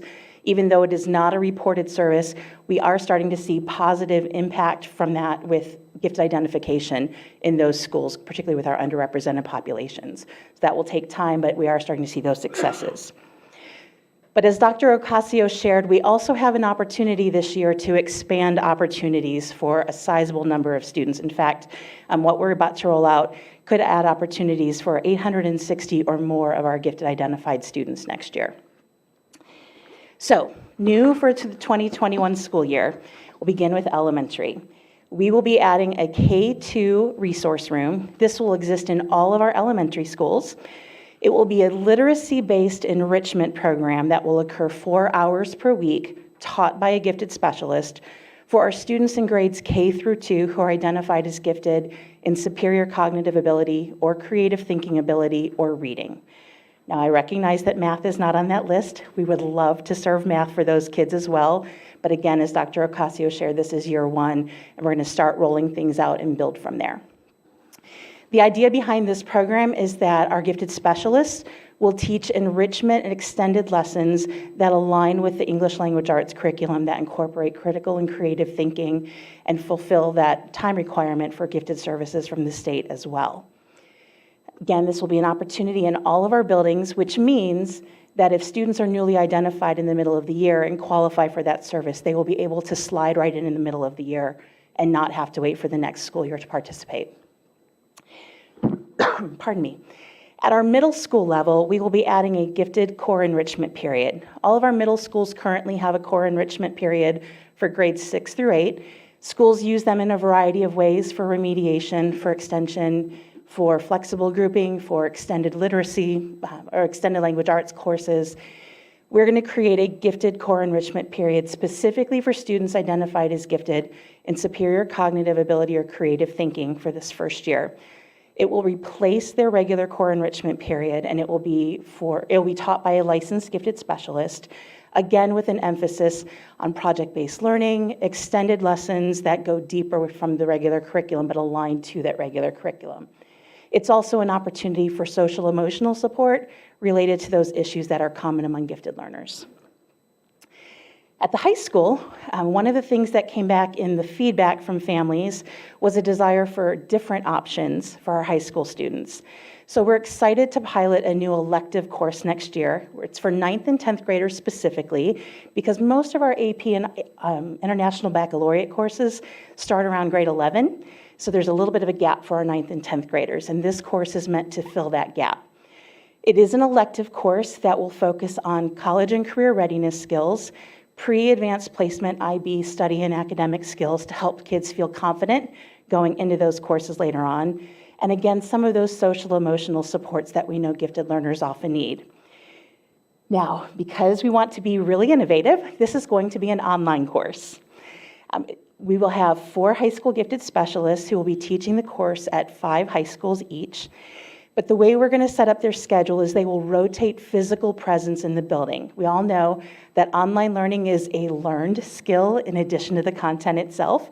So by rotating through the high schools, they'll be able to have a face-to-face presence each week to touch base with students to ensure students can be successful navigating that online experience. We do look at some potential expansions within our AP coursework. I know, for example, one of our high schools that hasn't had AP for the last couple of years has put in a request to add 4 AP courses next year. So we'll see some of those things happening around the district that will add additional opportunities for students. As Dr. Ocasio shared, this together will take us up to over 63% of our students receiving services next year. And while it's not completely where we want to be, it's a first step in that direction. Now, as we've heard, there is great passion for the enrichment programs that our district offers. These have been some amazing opportunities for our students that go beyond the classroom and provide a passion for learning that takes them into the real world experience. You can see on the slide just a few of the programs that my team has offered, and we knew that they needed to remain because of their value. And so, as has been shared, this new staff schedules will have time included for staff to work as teams to plan these events. Currently, we offer about 10 of these district-wide events, and each of my staff is responsible for planning one of them, and their colleagues come along on the day to help actually run the event. We anticipate we'll be able to have teams of 3 or 4 who manage these collaboratively. My goal is that we will have the person who currently is organizing them as part of the team next year to help with the transition, to make sure that those contacts that have been made, the to-do list that they've followed can continue very smoothly as we make this change to how we organize the events. So, next steps. Well, the initial information went out to district staff and families last week on February 27th. My office is busily putting together individualized formal service letters to families as we speak. I think my secretary's back at the office while we're doing interviews, and she's putting labels on letters for families. This is something that we've done every year, and we have expanded that this year to include these new opportunities. We anticipate that these letters will be in the mail to families by March 9th. Our goal is actually this Friday, but March 9th is the latest. We'll also be sending an email communication tomorrow to outline what we shared here at the board tonight as well. I'll be holding 2 face-to-face family information nights in a couple of weeks, so that way if parents have questions that they'd rather get answered in person, we will be able to do that. I've also already had an opportunity to speak with our principals yesterday, and we'll continue to share information with them to help them plan this transition as well. Next step is to hire staff, and that actually starts the minute I leave you tonight. We have interviews scheduled that we will be working to fill those positions busily. And then finally, as was mentioned 5 years ago, our current service model was put in place following the collaborative efforts of stakeholders during a task force. In fact, some of you were here when I presented to you almost 5 years exactly. And we look to do that again next year by bringing together a stakeholder task force to take a look at what we're currently doing, to consult with experts around us, including some of the national experts we're already speaking with, and to look at our impact and best practice to make recommendations for the future. We believe this plan will build upon what we're currently doing to expand opportunities for more kids. It's a logical next step as we continue to progress towards service for all. And so with that, I can answer any questions you might have. Board Member Reyes has a question. Thank you very much for the presentation. When you talk about adding classes such as the K2 and some of the elective classes, do we have room in all the buildings to add those classes? Or are you looking to shift classroom teaching? How exactly? Because sometimes there are some buildings that are to capacity. So have we explored that, and are we confident that we can do that? We'll be working with principals to do that. Most of the groups are smaller, so they won't need a full-size classroom. Also, for the K2 in particular, the specialists will be there 2 half-days twice a week to do those courses, so they won't need a classroom full-time. So it'll be using some of the shared spaces like we currently have, possibly sharing with Unified Arts, our psychologists, speech therapists, to make the best use of our spaces that are available. Thank you. My second question is, how does a parent advocate for their child if they have not been identified as gifted? We have great opportunities in terms of identification. My PET staff actually have been great contacts with our families because they're in those buildings where we typically have lower rates of identification. And now that they've been there 5 years, they have interacted with many of those families since their 5th graders were 1st or 2nd graders. And they've built those relationships up. They have been great at getting parent signatures on permission to test forms when they recognize that a child is showing some talent that isn't showing up on a typical test. And when we can't get permission forms, they will meet families in the parking lot. They will reach out to our ESL staff to get translated versions of the letters because they know who those kids are. And I think that's where my question is from the ESL or limited English speakers, and also some of our students are gifted in non-academic areas. Yes, ma'am. So are we also highlighting some of those non-academic, gifted in music or in some of those other programs that are not traditional math and literacy? Do we have the opportunity to do that? Yes, ma'am. We run 2 full cycles of gifted evaluations for visual and performing arts every year. At least one of those cycles, we do a broad outreach to every unified arts teacher in the district, asking them to look at all of their 2nd, 4th, 7th, and 10th graders. And they go through their whole class list at those grade levels to indicate if there's any reason why we should take even the slightest look further. I believe we're the only district in the state that does that broad of an outreach to unified arts teachers, because we know that we have some incredible talent here in our district, and we have a fantastic arts program within the district to help support those kids. How about in career tech? Career tech actually is not an identified area within the state of Ohio for gifted identification. However, because our career tech programs are embedded in our district and not a separate district on their own, we are in a unique position that our career tech students are actually included in our whole grade screening when we do the ACT and can be referred for individual identification in a way that career technical students who are in outside joint vocational districts are not able to access. 2 more last questions. To take a gifted or an advanced class, do you have to be identified? If it is one of our formal gifted programs taught by a licensed gifted specialist, yes. That's because the state says gifted services are for gifted identified students. If it's one of our high school advanced placement, honors, international baccalaureate, no. Any student who wants to take that course may do so. And my last one for now is, so we found these disparities or these issues of equity throughout the district. Are we going to be looking and identifying any gaps or changes that would impact the gifted school? That would impact the gifted school? Yeah, absolutely. I mean, we want to make sure that we're doing everything we can from identification to service to ensure equitable access to any of our gifted services for our students. Board Member Brown.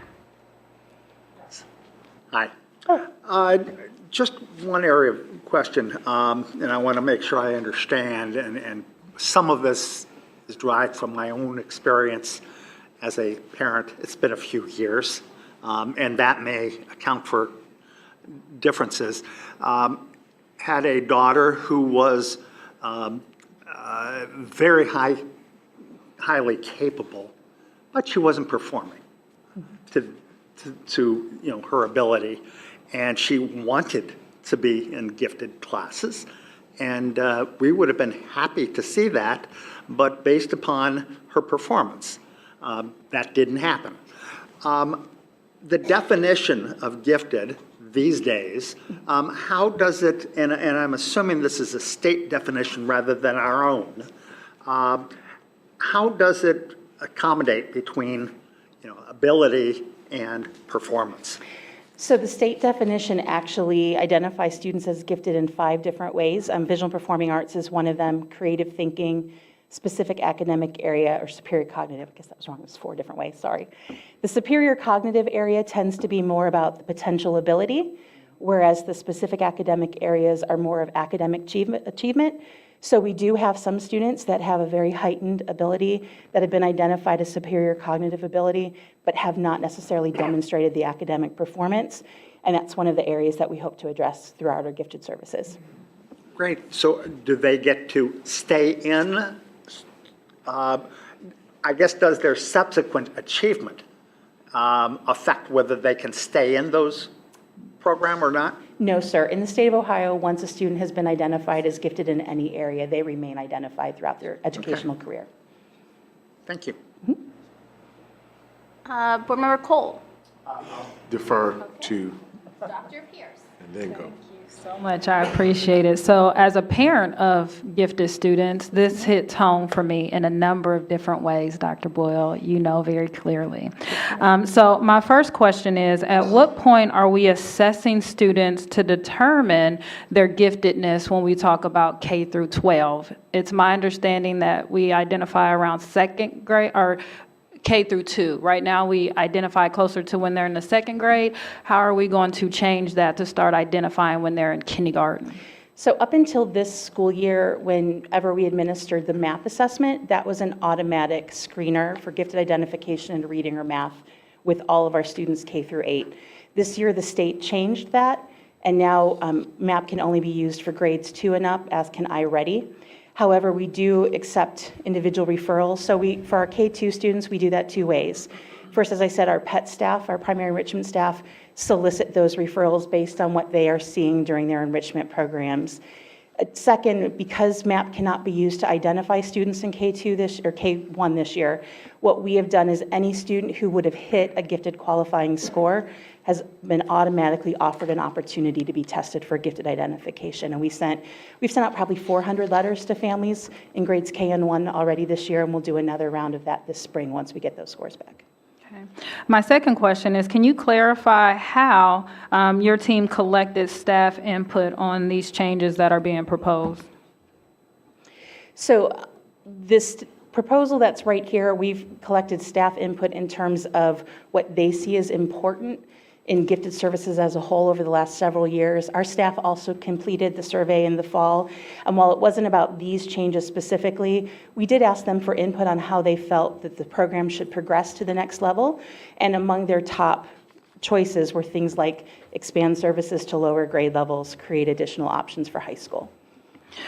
My next question relates to how does this proposal provide opportunities for us to disrupt the culturally biased way that we service our minorities, being racial and ethnic minority students? Let me be very specific with that question.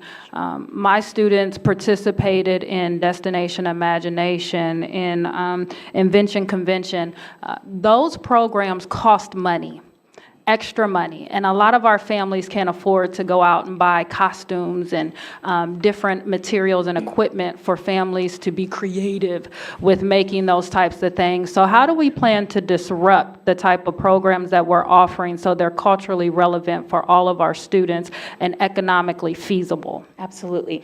Of the list of the enrichment programs that my office has been leading, none of them cost any of our students any money. That was very important to us. We wanted, for the very reason you said, to make sure that they were accessible to all. The one that could potentially cost money is Invention Convention, and we have been a very grateful recipient of funds from the Invention League that they've been able to secure through their community partners. As a result, the Invention League provides us with all of our display boards that a family might possibly need. I think we've got display boards for the next 2 years that we could equip students. They also have helped fund teachers who would do after-school or lunchtime support of students in schools that typically are not represented in our Invention Convention, so that students would have support that they might not always be able to get at home. And then they've also helped provide other materials when materials are needed to actually create the inventions. But all of the other items on our enrichment program list are completely free of charge. We are able to cover all of those costs. Honors is also a way for us to expand our GT services, again, for our racial and ethnic minority students by providing them an opportunity to reach higher standards, to raise the bar for them. How are you planning to expand our honors courses? So we'll be working in conjunction with the secondary curriculum team. It's my understanding that the secondary curriculum team is actually rolling out 9th and 10th grade honors ELA courses next school year to our high schools, with the intention of likely going to honors geometry as the course that would follow that, and they'll be building up their honors repertoire. In addition, we'll be working with them to start looking backwards to look at how to develop middle school honors courses as well. Okay, those are all my questions. Thank you. Board Member Cole? President, thank you for this presentation. Thank you, Madam Superintendent and staff, for continuing our commitment, our fidelity to equity in the district. So I'll start with appreciative inquiry first, that I'm excited to see that we are expanding services. I'd like to get some idea as to how confined are the services currently. So we saw the service population of students. Is there a particular set of buildings that these services are confined to, a particular side of town that these services are combined to? And I am also the parent of a gifted student and 2 children who participated in any number of those enrichment activities. But I'd like to get that idea first. Pardon me. Yes, sir. The current services, we have 14 elementary buildings that have services in addition to the 2 language immersion schools. The 14 buildings are all around the city. There's 2 on the west side, 2 on the south side, 3 on the east. There's 1 on the far northwest, 3 in the northeast, and then 2 in the Clintonville area, 3 in the Clintonville area, sorry. Then for middle schools, we have 6 middle schools, and there is 1 in each geographic region of town. Awesome. I also know that we've done a pretty good job, too, of servicing dual exceptional children. Yes, sir. And that, I wanted to tease that out just a little more, particularly for Mr. Brown. Can you talk a little bit about our dual exceptional children and how we're working with those youngsters? So because of some careful collaboration over the last several years, as special education in particular has added new particular service sites, especially the ED classrooms, we've talked so that we can make sure that some of those classrooms are going in sites that also have gifted services. To give you a comparison, 5 years ago, we had 1 location that had both ED classrooms and gifted classrooms. We're up to 3 or 4 this year at the elementary level. We started with 1 middle school, and we're up to 3 at the middle school level this year. So that's been one of our big collaborations to ensure students who need multiple types of services can access that. With our English as a second language department and our English learners, that again has been a lot of careful collaboration. In fact, Mr. Sain, who is the director of that program, and I have sort of been side by side. His services changed 5 years ago when ours did, and we now even have offices that are the backs of our offices back up to one another, so we see each other on a regular basis. His team has been fantastic about helping to translate letters, provide interpreters for us, not only for the purpose of gifted identification, but also at our gifted service meetings. He's had team members sit in on our early entrance to kindergarten meetings when we've needed translators to make sure that we can get those students what they need. Also, the cross-education of our teams has been helpful. For example, in speaking with school psychologists, they now will send me testing results when they've encountered a student that they've been asked to test for special education that may have a score that would reflect potential giftedness. So that way we can look into it more deeply and see if they would qualify. And Mr. Sain's staff does the same thing. Thank you. Just two more, Madam President. Thank you very kindly. So in looking at expanding this population of identified students, as we look at increasing this, building capacity, what is going to be your grassroots ongoing opportunity and process for input from staff? I thank you that you've incorporated family. You did allude to some of that a little earlier, but you really didn't kind of tease out, will this process be much more ongoing to incorporate staff insights, folks who actually are the appliers, the implementers on the grassroots level? Absolutely. When we did our task force 5 years ago, it was a combination of both gifted and general education teachers, building principals at all levels and representing all sides of town, families from all sides of town. And that's our intention for when we reinstate the task force next year, to really take a big, deep look, is to include all of those stakeholders. I thank you very kindly. Thank you. Board Member Beckerly. To be clear, I am not the parent of any gifted children. Much to my chagrin. But they're special. Every child is a gift. Yes, every child is a gift. A couple of quick things. One, what is the driver to identifying K through 2? Is it a state requirement? So the state does say that we are obligated to identify students' grades K through 12. From a research standpoint, we know that the earlier we can identify a child and get them into services, the better the outcomes are long-term for those children. But we're only identifying them on a superior cognitive basis in those early grades? No, we actually can identify them in any of the areas. I've had kindergarten, first grade students go through visual and performing arts assessment. We do a lot of reading and math identification. Those are probably our biggest areas at the lower grade levels. But even though you're not using the map, you're using other? Correct. Okay. And this is my overall thought, and I think that I saw on one of the previous slides, you said that there's going to be a task force or revisiting it or something in 21, 22, or 2021? This next school year. Okay. And in terms of getting to the unserved, and also what I assume is best practice, that in a perfect world, we would rather keep the kids with their regular ed peers and do team teaching. That research varies based on the needs of gifted children. Just like when you say a child has a disability, that can mean any number of things. Saying that a child is gifted can mean any number of things. In talking with the professor that we've been working with, and just from my own research, what we know is that there are some gifted students who can be served very well in a general classroom with their peers full-time. There are some who can be served well in that kind of setting part-time, and some who need a little bit more of an inclusive setting. And so when we do the task force next year, we'll be looking at that research and reaching out to our consultant to make sure that we're reflecting whatever those research best practices are. Well, and my thought is twofold, and it ties back into special education a little bit too, because I'm pretty certain that that is the best practice in the special education world, is to do inclusion as much as possible. It seems to me that when you have two teachers in the classroom, whether one is a gifted teacher and one is a general ed teacher, or one is a special ed teacher and one is a general ed teacher, you not only are not doing the tracking, that obviously has some negative connotations, some negative instructional impact as well. You tend to raise everyone. And so it occurs to me that looking at that as a model, and maybe even some creative way of splitting between, if you have 3 third grades, and 2 of them are being team taught by special ed and a regular ed teacher, and 1 by the gifted, and then you do your scheduling, you could get to more kids. And in the process, elevate the ones that are not quite gifted or not quite get special ed, but could use the extra services either way. So I think that figuring out if there's some bang for our buck there would be a really good way to look at it, and maybe do it in conjunction with special ed.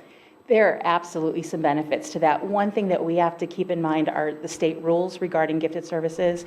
And in a model such as that, there is a significant amount of gifted professional development required for the general classroom teacher. Valuable professional development, don't get me wrong. I would love to have all of our teachers go through it. As we think about how we might implement a model like that, we'll need to consider capacity to roll that out in a way that we can build upon it.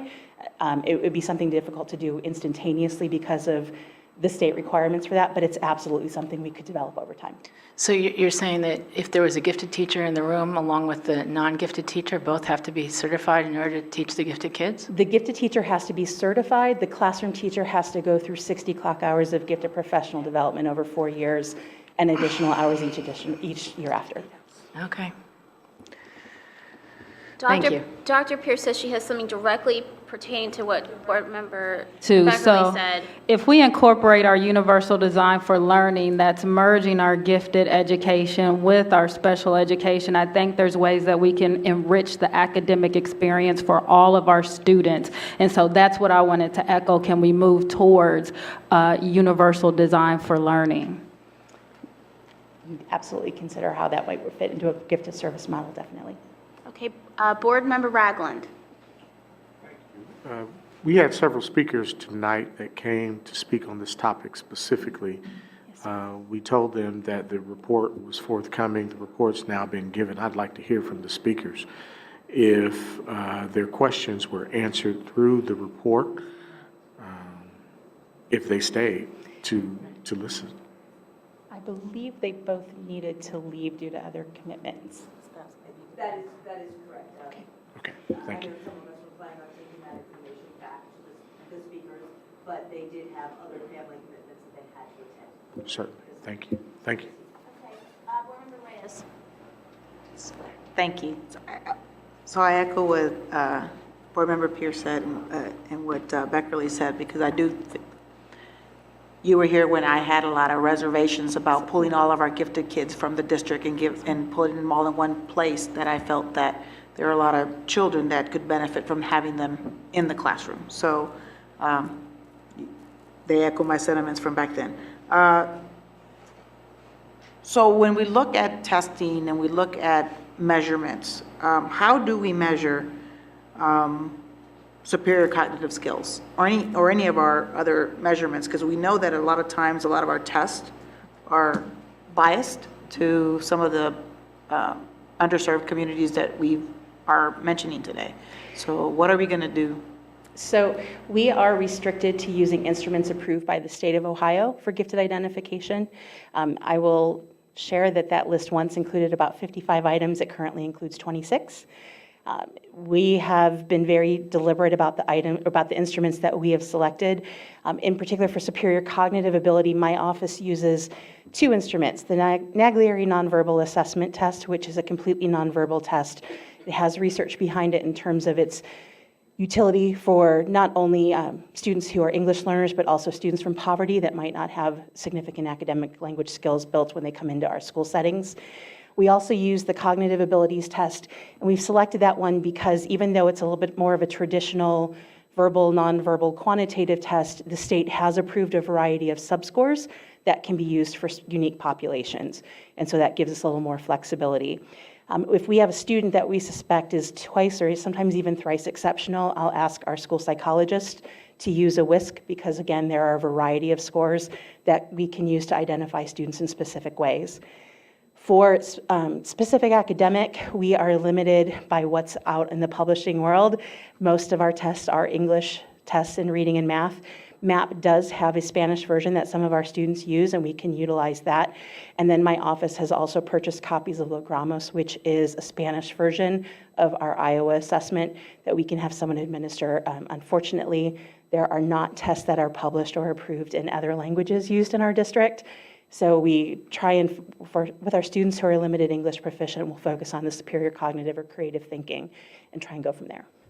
I think I want to just make sure that we're innovative. So the state can say, we use 26, but Columbus City Schools is going to use 10 or 15 more to ensure. So I was one of those students that was not identified as gifted and had to work really hard and advocate for myself because I had parents that did not know how to do that. So it took me 3 years to get into the honors and AP courses because I was not identified because of the test that they were using. Not because I was a ESL student to begin with. I was actually born in the United States and spoke English most of my life. Just, I would hate to have a student that misses that opportunity to get those services because they may be at the cusp or because they didn't get test number 26 correctly.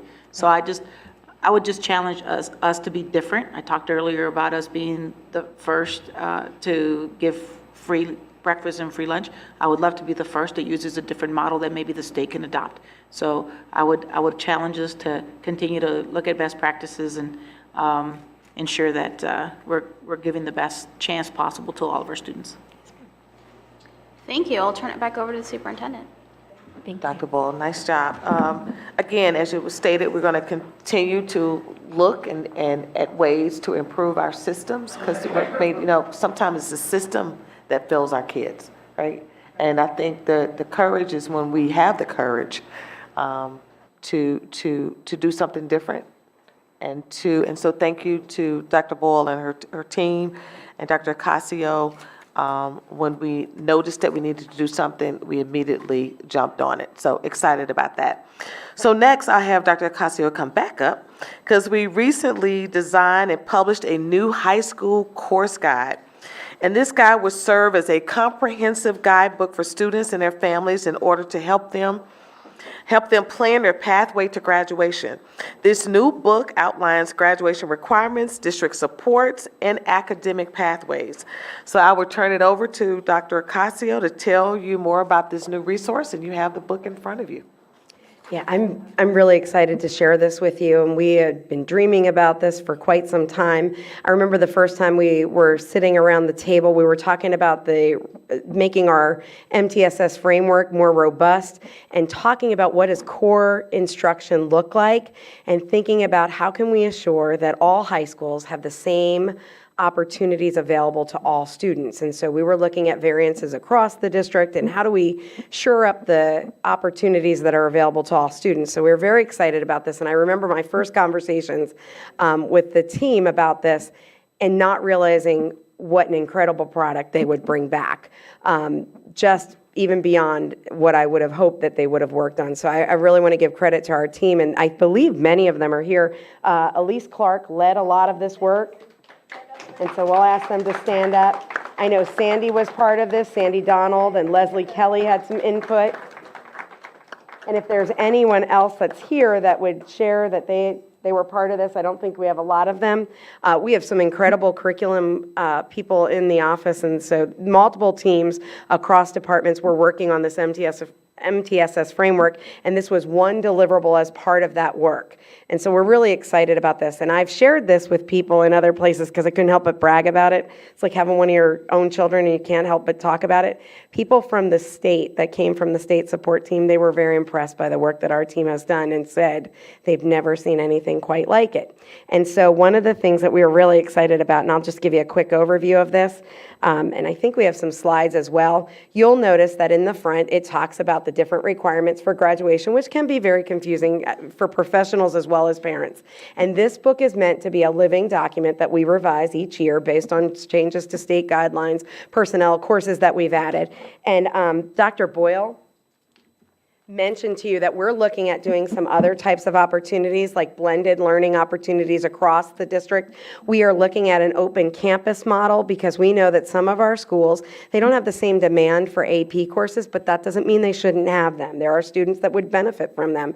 And so we are looking at learning management systems. You may have noticed there's an RFP right now that's out there, and ways to extend the boundaries of a school and do an open campus type model with the same type of model that Dr. Boyle mentioned for gifted. We are also looking at different types of enrichment opportunities as well as going beyond And the standards, again, they're the floor. My team has been saying this mantra, the standards are the floor, they're not the ceiling. And so working on ways that kids at least hit the floor, because we know they must master that. That's what the state requires. At the end of the year, students have to demonstrate mastery of those standards.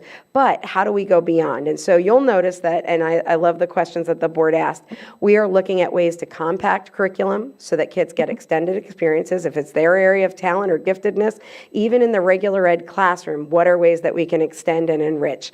And we know that the state test does not test a level 4 of the DOK, the depth of knowledge, but that doesn't mean we don't teach at that level, which is why we incorporated design challenges and that type of critical thinking for not just our gifted and talented, but for all students. We know that all students benefit from this in the jobs of the future, and we know from Portrait of a Graduate, they're going to require that type of problem solving and collaboration and thinking. So when you look at this particular guide, you'll notice at the start, it goes with graduation pathways. Before you get to career pathways, and I love the organization that the team talked about, and we have this planning your pathway. So if you would look at page 15, I wish this slide were up here. I didn't get a chance to ask Mr. Wortman because I love this slide. I think it's really neat and creative slide. It has a little bit of it looks like MapQuest on this slide. And so for those in the audience, unfortunately, not having that visual for you, but I love it. It says academic GPS. And if you're me, you wouldn't be able to see this from back there. But it looks like a map, and it talks about students can select a particular pathway based on their areas of interest or their areas of talent. And so what you'll notice is that what follows is we have different types of pathways. You can have that traditional pathway. Maybe math is not your thing, and you're looking to do the traditional pathway. I know I need to pass these sets of courses, and I know that this is what's going to be required for me to be successful, but I don't need to go as extensively as someone that would be in a more math-related field, something such as engineering. So we have targeted learning pathways, which are students that may need a little bit more extra preparation for post-secondary readiness. We also have interventions that we're incorporating, again, part of that MTSS framework, and this is one deliverable from that framework. And then we have accelerated learning pathways and alternative pathways. These are the parts that make me excited, so I'm starting to talk a little faster, but you'll notice that in this, we have the traditional pathway options, and we started at middle school because high school preparation doesn't begin in 9th grade. And we are incorporating some success academies at the 9th grade level, but we've realized middle school is where we need to begin getting kids to think about what is it that I want to do after I leave school, because that changes and alters their coursework significantly. And so you'll notice that in these pathways, before you get to this section with career pathways, we have English language arts, we have the traditional versus an accelerated option. And then in math, because we've noticed in our data we need a targeted option, some students have had a history of not being as successful during the elementary as well as the middle school. And so we have a targeted option, ways to get students successful so they have multiple opportunities to master those end of course exams and the components therein. And so you'll notice that there's a multitude of different types of pathways, and we have it for each of the core subject areas. Now, the part that makes me excited also, well, another part that makes me excited, let me put it to you that way, are these career pathways. And so what the team has done is we looked at the college and career strands, and we had an opportunity to see the draft of the action plan for the state related to college and career readiness. And so one of the things they talk about is kids getting prerequisite skills no matter where I want to go after I leave high school, because high school graduation, that is not the end point. That is one part in the journey. And so we've really been talking about that. It is not our end goal. High school graduation is important, but we want kids beyond that. And so you'll notice that if I have a particular career pathway, I can look at that based on this guide, and it shows me all the coursework. And so at the top, for those of you that this is small print, you'll see that it says high school diploma. These are the kinds of careers in that particular pathway. If I'm willing to go to college at a 4-year program, these are the type of careers. It may be an associate's level and a 2-year, it may be a bachelor's level. And then we also talk about things like master's degrees and beyond. And so some of ours, we talked about clinical psychologists yesterday, and looking at what would it take me to get to that level. But what's nice about this is all of our school counselors will give guidance based on this. So when I'm talking about college and career guidance, and I'm sitting there with a student as a school counselor at the high school level or even the middle school, I can help students think about here are a number of careers. Yes, I may not want to go to a master's program, and I have one of my own kids are like that, doesn't want to go to a master's program, but here are the careers in her field of interest, and she's interested in that, as opposed to someone that may want to go to that other level. And so we've taken a very strategic approach in assuring that you can see the various types of careers based on the pathway that you select. And so this is going to be an opportunity for us not only to look at it in terms of consistency, to get that guaranteed and viable curriculum in each of our high schools, but also then to assure that we're offering the courses that kids need, and that we're not missing out in order for them to be prepared for graduation. Now, you'll also notice at the bottom we have career and technical education programs by high school based on these pathways, and you'll notice that we've done some industry credentials listed at the bottom. You will also notice that some of our high schools offer more, some of our high schools offer less.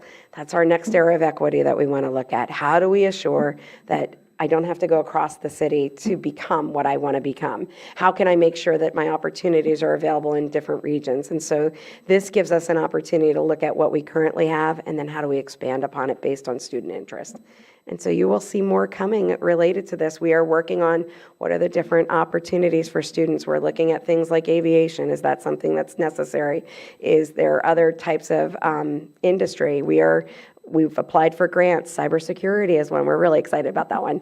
And so we're hoping that that will be a very successful grant opportunity at some of our high schools. So any questions to this? I'm happy to look at those, and let me just go backwards. Dr. Pierce has a question. So this is very good. I appreciate it, and thank you all for giving it. I have two questions. My sophomore just submitted his schedule for next year. So is this applicable for our current students that are going through their schedules for next year? Can he go back to school and say, I want to revise based on this? These are good questions, and I'm going to ask Ms. Clark if she wants to come up to share some of this. She's worked with the high school principals and the high school counselors, and so she'll be able to give you a little bit more about their meetings and their scheduling opportunities. But we've spent a lot of time with school administration to work on that master scheduling, and some of that we're still doing. So there is some revision opportunities, but I want to let Ms. Clark share a little more in depth. Thank you. Absolutely, yes. One of the big key components to this is student having voice and choice. And if students don't understand why I'm taking this math course, why I need to take this science course, so that's very important. The books are actually in the buildings now, so our current 8th graders and our 9th, 10th, and 11th graders will have these books, so you should see them coming home. And yes, indeed, I encourage them to say, I want revisions based upon the information that they're given. Excellent. And as a parent, our parents may not realize all the different opportunities out there. I mean, I look at some of these and I think, wow, that's really neat to think about. So these actually are great talking points at home with your children, and also as for our school counselors, things that you may not have thought about, and the types of opportunities. It might open doors to students that they may not have realized were out there based on industry opportunities. So it's actually two more questions. So then my next question is, if you go to page 17, page 16 highlights our honors English 9 and 10. Page 17, I don't see any honors math pathways. Are those forthcoming, as Colleen Boyle just stated, Dr. Boyle? I can speak to that. Yes, absolutely. One of the things that we've worked out with Gifted, because number one, we want to be very clear that you do not have to be gifted to take honors classes. And our reason for adding honors classes was to get more students who felt like they were ready to go on to our advanced placements, or if they choose College Credit Plus, that's fine as well. So one of the things that we're doing, though, is making sure we're providing extra professional development for our teachers who are teaching those courses. So we did pilot those at 2 of our high schools, but it is now open to every high school. In fact, I'm getting requests from high schools to add honors English, and then we have to make sure, again, that we're writing consistent curriculum for the math as well. So that will be something, and what buildings are doing is they're looking at for students who have potential. So they're very strategic about not saying you already have to have made it, but who do we see that has potential that we can put into these classes so that we can push the rigor for those students? Excellent. And then my final question is, we know that a number of our students matriculate between our Columbus City schools and our regional and local charter schools. How are we making this tool accessible to those families that they understand how courses that may be listed differently at their charter school correspond to courses that are listed in here? So this, first of all, it will be available online.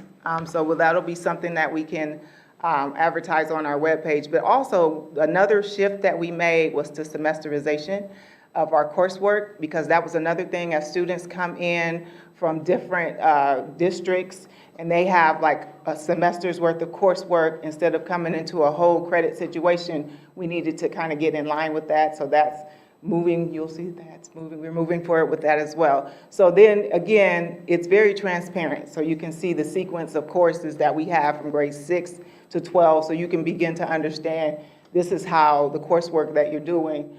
So if you're in a pre-algebra, for example, the state does not allow that. So you will not see pre-algebra for credit, for a math credit in our book. So they'll be able to make those kind of comparisons. Excellent. Thank you so much. And we're also working with community partners. That's the other piece. We have started conversation with Columbus State as well, looking at how does that fit here and how do we build back some of those opportunities so that our students are not taking developmental or remedial courses at the college level. How do we change what we're doing here in our pathways?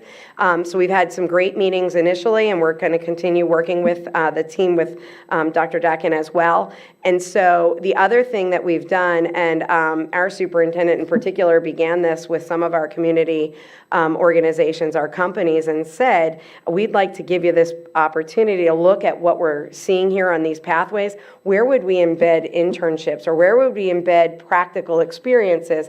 And so we feel like if we're bringing this out to organizations, some of that is, I guess, pseudo types of marketing. And so we are looking forward to more opportunities to grow this. And this is our first blush, so we expect this to be even better as we move forward. Board Member Beckerly? Okay, again, as a parent of a non-gifted person, no, I just want to say that targeted column is really important. I love how you stretched out some of the math, because I think there's a tendency, and has been for years, to keep pushing the more complex math lower, and kids who developmentally aren't ready start to think they're bad at math, when really their brains just haven't developed yet. So I love that middle pathway, and I think that's really going to capture a lot of kids and give them a solid foundation in math. So I just love that. I love this. I can tell this is going to be a Bible for special ed teachers, regular ed teachers, transition teachers, transition coordinators, counselors, parents. I mean, this, it's all in one place. It's wonderful. This used to be carrying around, this was stuff we used to carry around in our heads.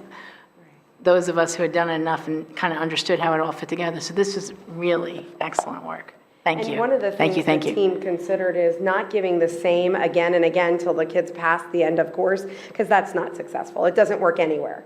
And so looking at what's the sequence of opportunities. And also, we see our students being pushed ahead often. They'll go to the next grade level. And so how can we compact experiences to make it stronger for their learning, so that they're able to take those higher level courses as well as some of the courses in the college level that we're bringing down into the high school, and making that stronger as well. So we're really excited about the opportunity to use this with our students and our staff. Board Member Brown? Thank you. I like this a lot, and it's interesting to be able to watch your excitement about presenting this as well. So thank you. Asking, I don't know if this is a contrary look or not, but for the kid, and I was among those, who didn't have a clue what my area of interest was in high school, or even, then I went to college, I had an area of interest, and all of a sudden it changed dramatically. And how does this speak to those kids? What career path, or is it the traditional? Assuming that I want higher education, probably college, but my interests are all over the place, and they may shift from year to year or from course to course. and be dramatically different. So, and I'm not sure that I believe that every child needs to focus on, the 5-year, 10-year, 20-year plan, where do you want to be? That doesn't work for everybody. So Right. how does this fit with those students? When I had an awesome opportunity to sit with some students from downtown high school that were meeting with the state superintendent earlier, and some of the students said, I first got here and I thought I wanted to be this, and then I changed my mind. I mean, myself, I thought I'd be a kindergarten teacher for 30 years, so things do change over the years. Same field, but different, experience. However, one of the things that we are talking about with our CTE people, as well as our curriculum people, how do we get exploration down into the middle school levels? Because students need to know what the options are. I may only know about a certain career path because I only know people that do that. I don't know other people that are working towards those pathways. And I may be in a school that my parent wants me to be in because it's health sciences, but I think to myself, oh, I'm definitely not going to be a nurse. But there are other opportunities. We had a great meeting yesterday that talked about that. So I'm working also with Bill Mitchell, who leads our school counselors, and we're talking about how do we look at that counseling role to help kids understand, here are your options, because that is part of engagement. And it's part of getting kids, into even that social and emotional learning piece. I need to know myself. I need to know what my barriers are. For me, I am definitely not meant to do blood. And our kids have to understand this is what a job would entail, and does it fit me?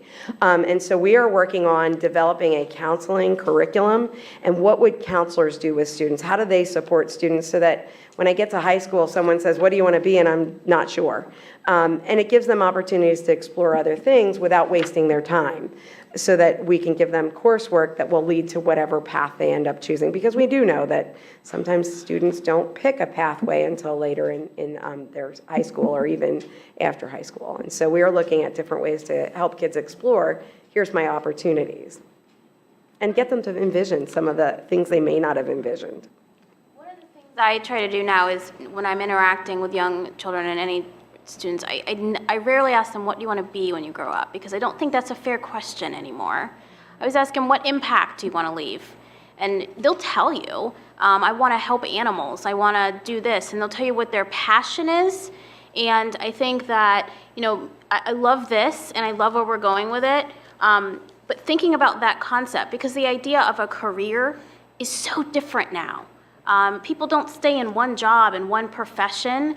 They really, especially younger generations, want to leave an impact, and that's what they're really geared towards. I wasn't going to say anything, but that just triggered me. So I always ask, what impact do you want to make? And start the conversation there. But I love this. I'm already planning my 4th grader.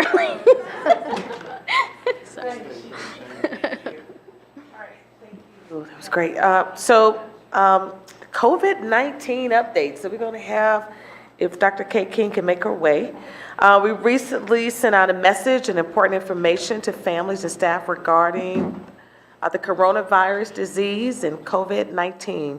With guidance from the Centers of Disease Control and Prevention, school districts around the country have been encouraged to disseminate critical information about the disease and its potential transmission to students, families, staff, and community. Columbus City Schools has also received guidance from the Ohio Department of Health and Columbus Public Health. To provide more details on the information we've been asked to share with our stakeholders, I would like to welcome Dr. Kate King, Director of Health, Family, and Community Services for CCS. Thank you. President Adair, Vice President Reyes, Treasurer Bohorak, Auditor Smith, members of the board, and Superintendent Dr. Dixon. We have been keeping a close eye and close track on COVID-19. Just give you a little background information.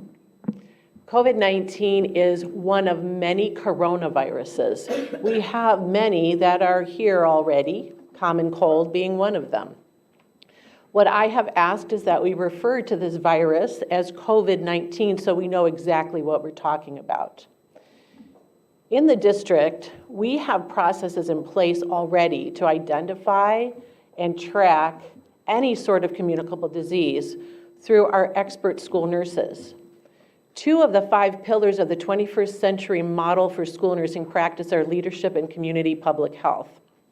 And so school nurses are the leaders and the experts in public health in our district. Already, We have been looking at the regular flu. We look at attendance levels. We look at reports of how many people are calling in sick staff or children, and if we're seeing trends and patterns of those symptoms.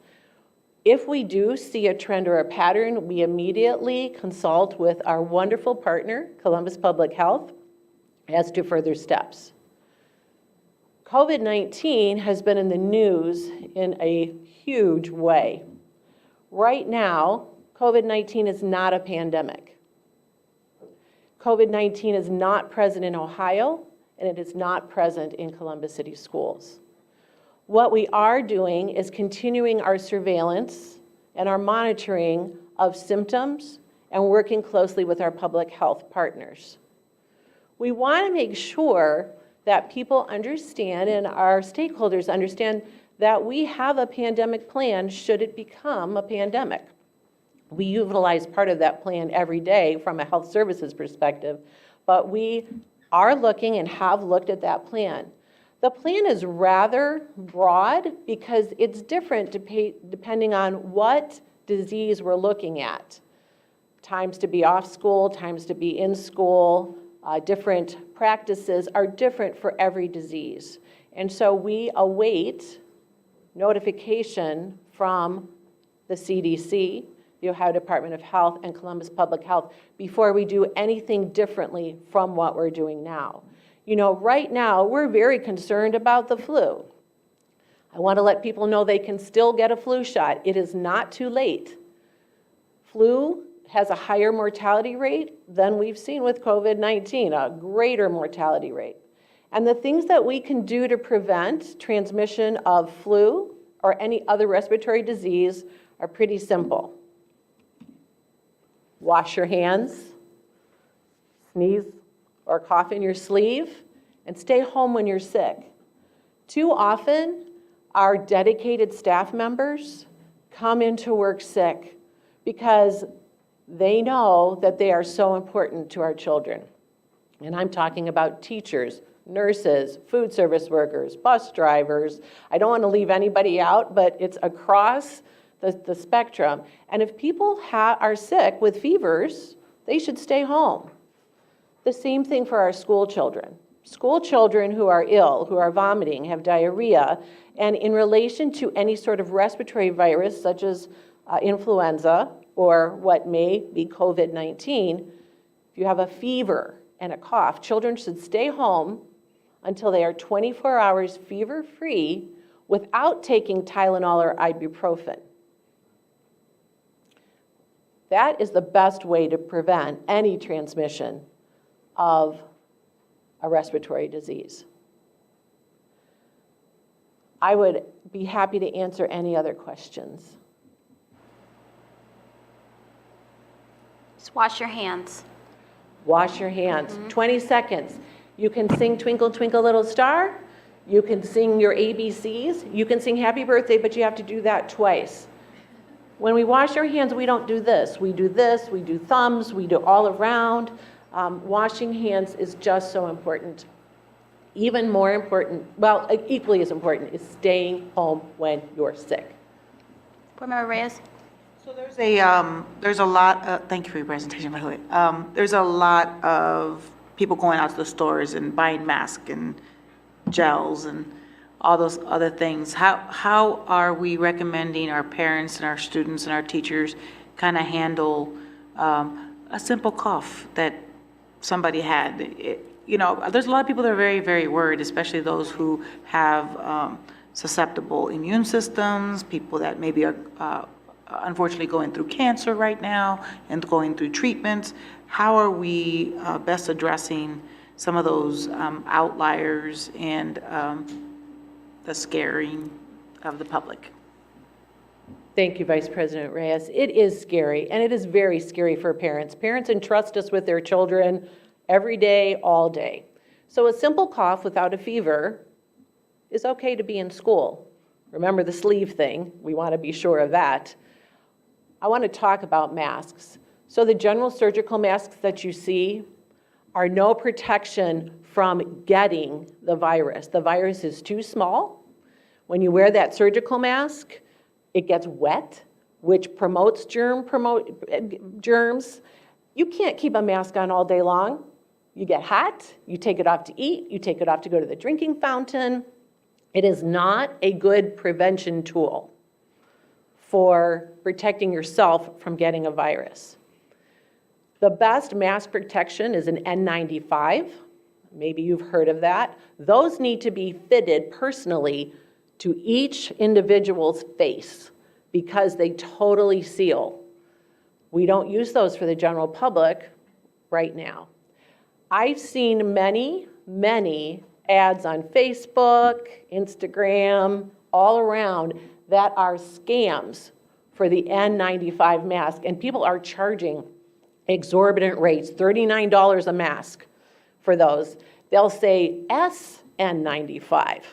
They'll say all sorts of things. The general public is not going to be able right now to get N95 masks. And we need to save those masks instead of the useless use in the general public for the healthcare workers who need them and when they need them. So I have given a directive of no masks in the school system until we are directed by Columbus Public Health in ways to use them. And that would then come as a directive from the Health Services Department to the rest of our staff, after, of course, we've informed Dr. Dixon of what messages we're going to send out. We really have to be careful about inciting panic and making sure that we are keeping this in perspective. This is a low incidence disease right now for us. We're watching every second. I'm in daily communication with Columbus Public Health. But I also want to acknowledge that, again, it's pretty scary. I'm going to say more than 50% of our school nurses went through the H1N1 crisis. So we're familiar. We're pretty clear we know what we're going to do. We've sent out information to parents. We've sent out information to staff. We've put out, the CDC has some excellent posters and guides on hand washing and sneezing and all of those things, and we'll continue to do so. Encouraging parents to send their kids with Purell and things. We have those in the district already, or? So we do provide soap and water, which are the best, really. Soap and water, because you have that friction action. Hand sanitizer is good when you can't wash with soap and water.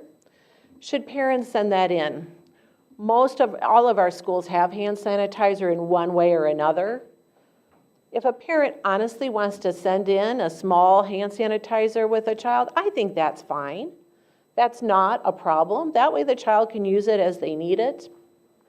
We don't need large bottles of it, as much as I would appreciate parents donating that kind of supply. We're going to get the supplies that we know through our vendors. Does that help? Dr. Pierce, sorry, they have to say it so they can turn your mic. This whole conversation and discussion just has me at a moment where I just want to thank all of our custodial workers and our janitors, our teachers that are picking up tissues and wiping off desks at the evening after our classes are done, because we know that it's not just hand-to-hand contact, but it's also what's left on surfaces. And we have a great staff and team in our buildings that are making sure that our buildings are clean and disinfected for our students as they come in. So I just wanted to take a moment to just thank our staff and our building janitors, custodians for keeping our schools clean for our students and families. Brown? Thank you. Thank you is the main message I want to send. I really appreciate your approach to this, that it's based on science and medicine, and it's based on not inciting panic. You've done a great job with getting information out that's reliable and perhaps helping to calm some folks down. The reply that you'd sent to a constituent was well done, and I thank you for that. These situations always create both people that don't understand them, and there's fear and there's bad information, and they also provide opportunities for scams.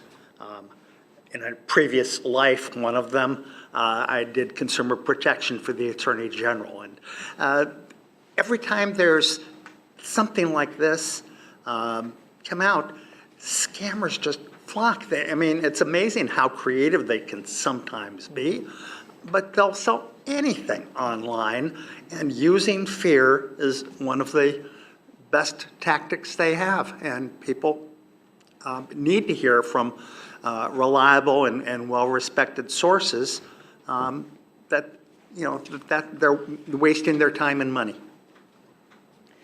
So thank you. Thank you, Mr. Brown. We have almost about 100 school nurses who are out there.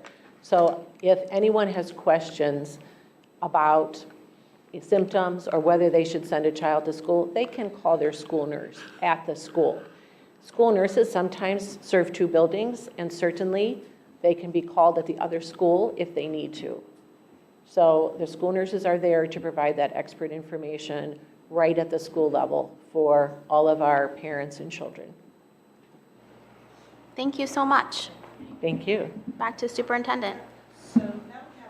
Summer school update. So spring may be right around the corner, but our academic services team has been focused on summer.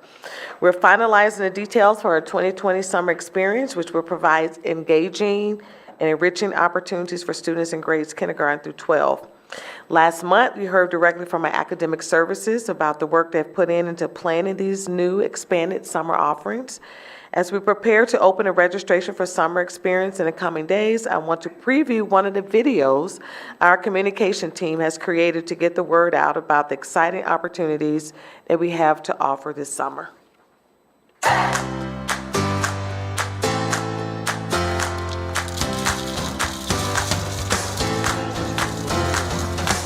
We're looking forward to the programming that we're going to offer this summer. We're making some shifts, and we're trying to change the face of summer learning. So our Growing and Going experience is for our K-2 students.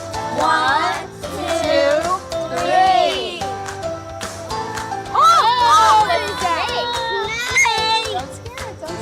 Our Exploring and Sewing program is for our 3 through 5 students. And this is a really important age group because this is where our students are really starting to find their independence.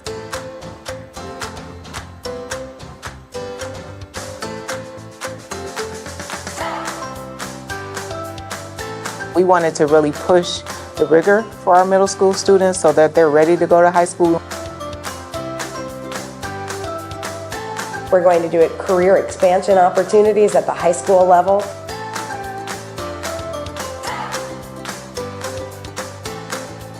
So our parents should be excited about sending students to these experiences. It's in a camp-like setting. We are working with a number of community agencies. We're really excited to work with COSI. We're looking forward to working with our own partnership at our Spruce Run, our very local Franklin Park Conservatory to give students experiences that they may not actually have already had.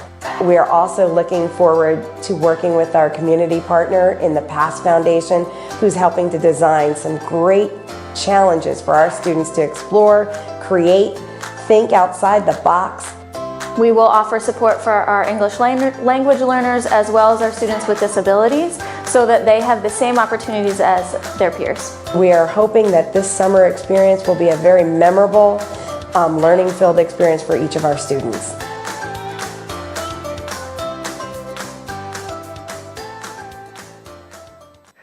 Thank you, thank you, thank you. So really excited about summer school, I know you could, as you can tell.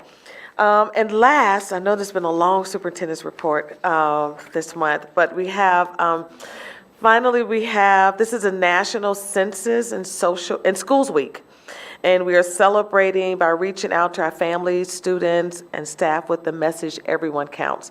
So we have the power to shape our future and the future of our students by encouraging every family in our city to be counted in the 2020 census. More than 130 million in federal funding each year comes back to our district, based in large part on the census data. And hundreds of millions more in federal dollars are invested back in our neighborhoods and community through the city, county, and state, all based on the census number. That's why we need every person counted so Columbus City School would get its fair share. Census Day is April 1st. This year is easier than ever to respond to the census.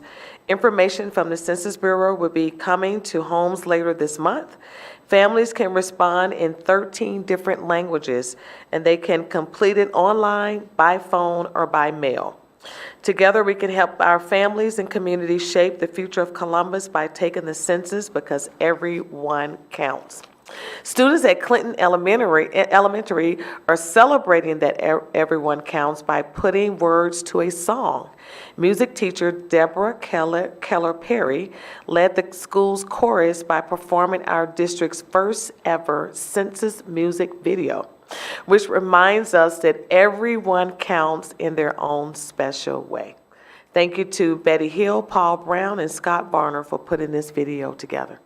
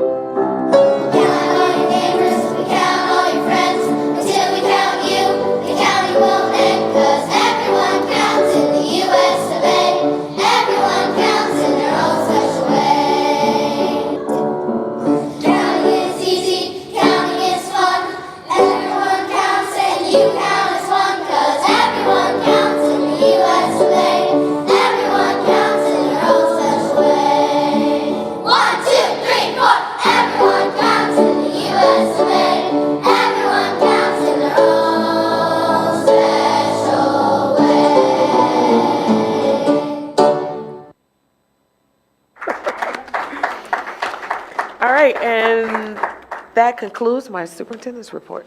President Adair. Great. Are there any questions for the superintendent? We asked a lot already. Oh, Ramona has one. Are we running any, especially the one on summer school, are we reaching out to any of our news partners to be able to run that as a PSA for people to know to sign up for summer school? I don't, Ryan, do you know what? You don't necessarily have to give me an answer now, but. Okay. Okay, I'll find out because Scott is not here, and then I'll send it to Misty to send out to you guys tomorrow. Thank you. Okay. Okay, thank you. All right. Internal Auditor, do you have a report this evening? Thank you, Madam President. I do not have a report this evening. Thank you. It's lovely to see you, though. Mr. Treasurer, do you have a report this evening? Actually, no. But what I will tell you is that we have a Finance Committee meeting coming up next week. That would make it the 11th of March, as usual, right here in this room at 4 p.m. Excellent. Would you like anything else from me this evening? Oh, you're great. Thanks. Okay, good. All right, we will move into board legislation. The first is 8.1, a resolution to adopt calendars for 2021 and 21-22 academic years and the revised calendar for year-round Woodcrest for 1920. Is there a motion? Second?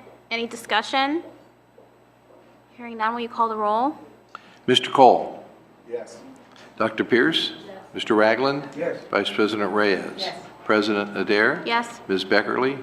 Mr. Brown? Yes. That motion carried. Thank you. The next is 8.2, which is the approval of board retreat dates. Board members, you were given those dates. They are March 31st, 2020, June 23rd, 2020, and September 29th, 2020, all starting at 5:30 p.m. And they will be held at the 3700 South High Street building. Is there a motion to approve those board retreats? Second? Any discussion? Just one question. Yes, sir. Mr. Brown, sorry. It's okay. They have to know. Will this be enough retreat for us? That's the plan, Okay. but I don't know. We have a lot of work to do, Board Member Brown, I know. so we might, we'll see. Yeah. So those are the ones right now. Okay. Okay. Can we call the roll? Dr. Pierce? Yes. Mr. Ragland? Yes. Vice President Reyes? President Adair? Yes. Ms. Beckerly? Mr. Brown? Yes. Mr. Cole? Yes. Motion carried. The next item is 8.3. We actually pulled this from the consent agenda to discuss it and give it a little highlight. This is the authority to purchase general construction services for a walking path at Colerain. I'm going to turn it over to Board Member Ragland to talk about this.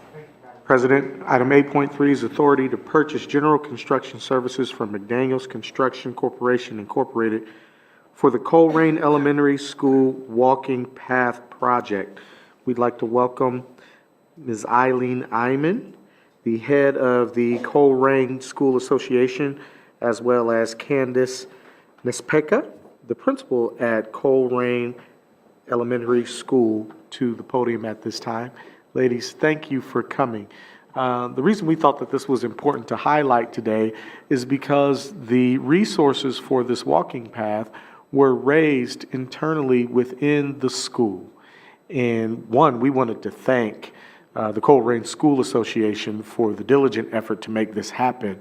The interesting thing about the walking path, as you all well know, our students at Colerain have some exceptional abilities. And so this walking path will allow them to get from the school to the green space a lot easier. And so we wanted to welcome you here to thank you for your work and allow you to talk about this special, special project. I'm really excited to share with you because it's taken a lot of passion and tremendous persistence to see it through for the last 5 years.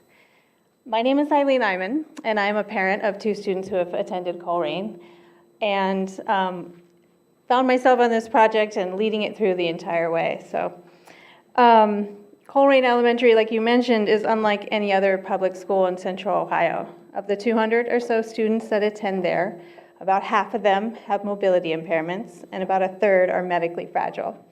And this makes access to nature very challenging.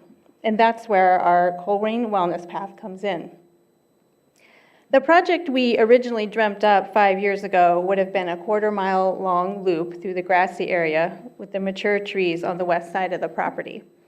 We envisioned a path that would provide a safe place for all students, especially those with mobility impairments, to extend their physical activity in a neighborhood that lacks sidewalks.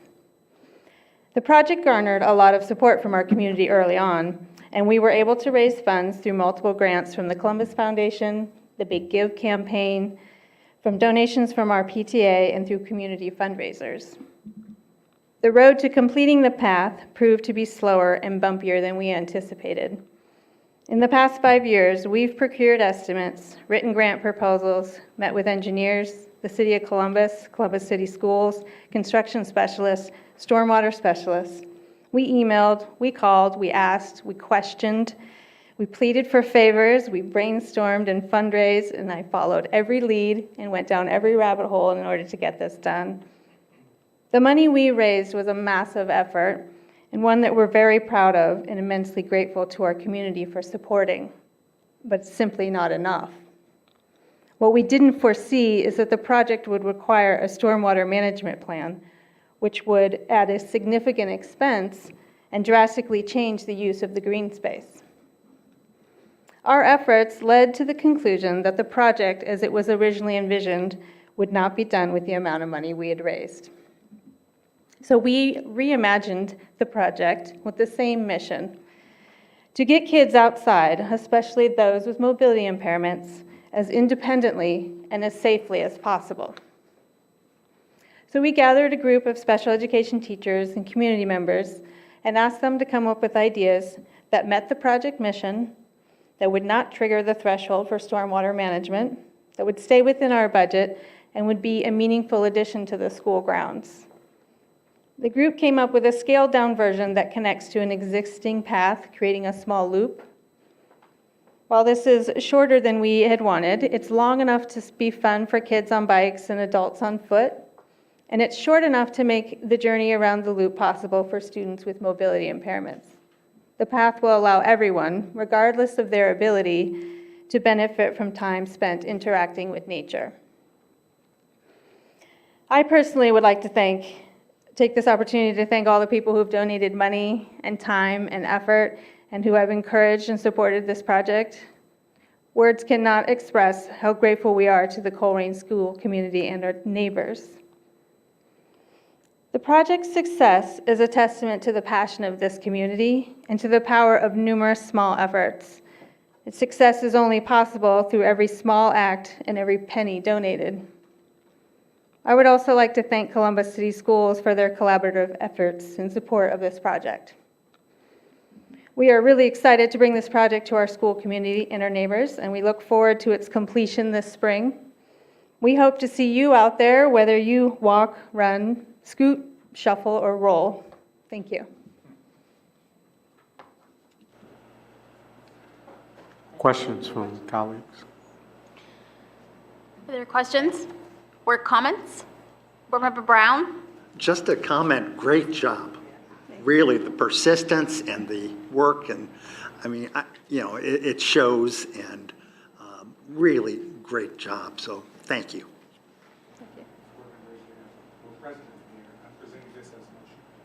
There has been a motion. Is there a second? We will now call the roll. Mr. Ragland? Yes. Vice President Reyes? Yes. President Adair? Yes. Ms. Beckerly? Yes. Mr. Brown? Yes. Mr. Cole? Dr. Pierce? Yes. Motion carried.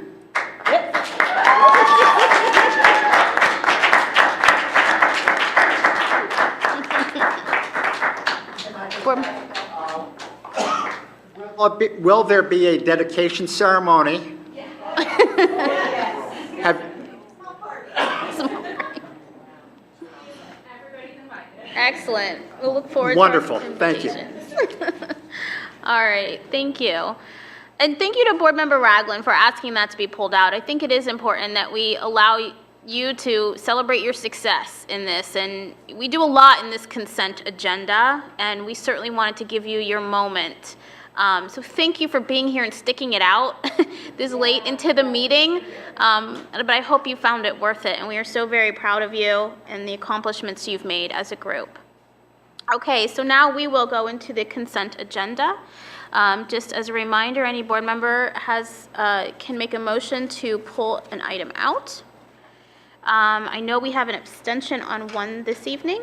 Mr. Ragland will be abstaining, and he will say so as well, but on item 22.2. Is there a motion? Second. Reyes has made the motion, second by Cole. Please call the roll. Or did you get Brown? Okay, it's fine. Whoever you heard first is fine. Okay. He's closer to me, so you. Okay, Vice President Reyes? Yes. President Adair? Yes. Ms. Beckerly? Yes. Mr. Brown? yes. Mr. Cole? Yes. Dr. Pierce? Yes. Mr. Ragland? Yes, with the exception of 22.2, which I abstain. So noted, motion carried. Thank you. We will now move into board announcements. The first announcement, Carol, I'm going to turn it over to you to talk about what we're about to see. Well, President Adair and I and Ms. Nichols had a wonderful tour of, among other things, the food service production, and that's us with our I Love Lucy moment as we're about to get backed up.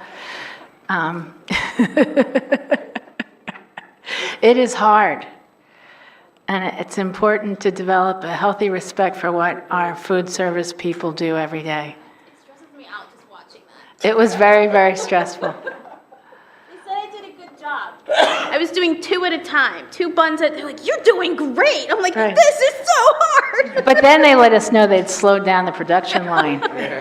So really, we needed the assistance of a slower line. We toured food service, the Central Enrollment Building, and all the facilities that are there. We went to transportation, facilities and grounds, and overall, our overarching reaction was that we are blessed by an incredible staff that truly do the job of probably 2 to 3 people in any given day. And the takeaway that I can say that I had, and I'm sure that President Adair would agree, is that it's incumbent upon the board to figure out how to provide more resources, more personnel, and more guidance to all of these functions so that they can achieve their objectives more efficiently and in 21st century facilities and equipment. Thank you, Mr. Oldham. It was a wonderful experience. Yes, thank you, Mr. Olam, for taking us around, and I would encourage any other board members to take that opportunity. We're not done. We had more scheduled, but we spent a whole day, and we really talked to staff, and just echoing what Board Member Beckerly said, our staff is truly amazing, and by the end of the day, I was tired and almost sad at some points, because I'm a government worker too, and I know what it feels like when you don't feel like the top's got your back, and they tell you just get it done, or and it was to see it. We hear stories, but to actually be there in the work environment, to see them, to hear, their struggles and what they're trying to do, and trying to be really creative and innovative with the resources that we've given them. It was really humbling, and I valued that experience so much. So thank you to all of those who spent the time to talk to us about their jobs, to tell us the ideas they had for how it could be better, for showing us the pride that they had in their work and how we serve. And we'll be out, and I want to go out and visit more. We just totally ran out of time. So thank you for that. Idea about bringing some others who might need to see this. Maybe some of the people at the State House who are responsible for funding our school district or our schools, because it really was impressive. You can know something, but when you see it, you really know it. And so, the whole time I taught, I know I'm driving everybody crazy talking about when I taught, but, there are times I would get frustrated with transportation, as was one of the parents that spoke. And then now I saw, and I always knew on some level they were understaffed, but to see it and to know what they accomplish every day, it was humbling. And I apologized to them when I saw them for any time I'd ever said anything less than kind. So, thank you. The next announcement I have, which I hope all of you saw, our Afrocentric girls basketball team won its 5th consecutive Division III district championship, beating North Union in a 71-25 win. This is the 15th title in 17 seasons.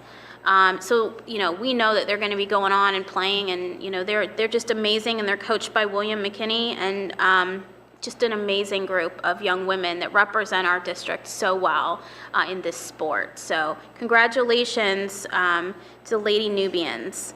And the last announcement I have is just to let everyone know that there is a rally for public schools that will be taking place at the State House on March 18th at 3 p.m. with a program at 4 p.m. All the public schools are asked to come out and support. I know our partners at CEA and probably OPSI and our other unions will be out there. Red for Ed. Let's all show our support together. And I think this is a statewide event, so lots of districts will be coming. So again, that's March 18th at 3 p.m., program at 4 at the Ohio State House. Vouchers? It's about the voucher Yes, issue? it's about Ed Choice. Okay. And we passed that resolution last meeting. Right.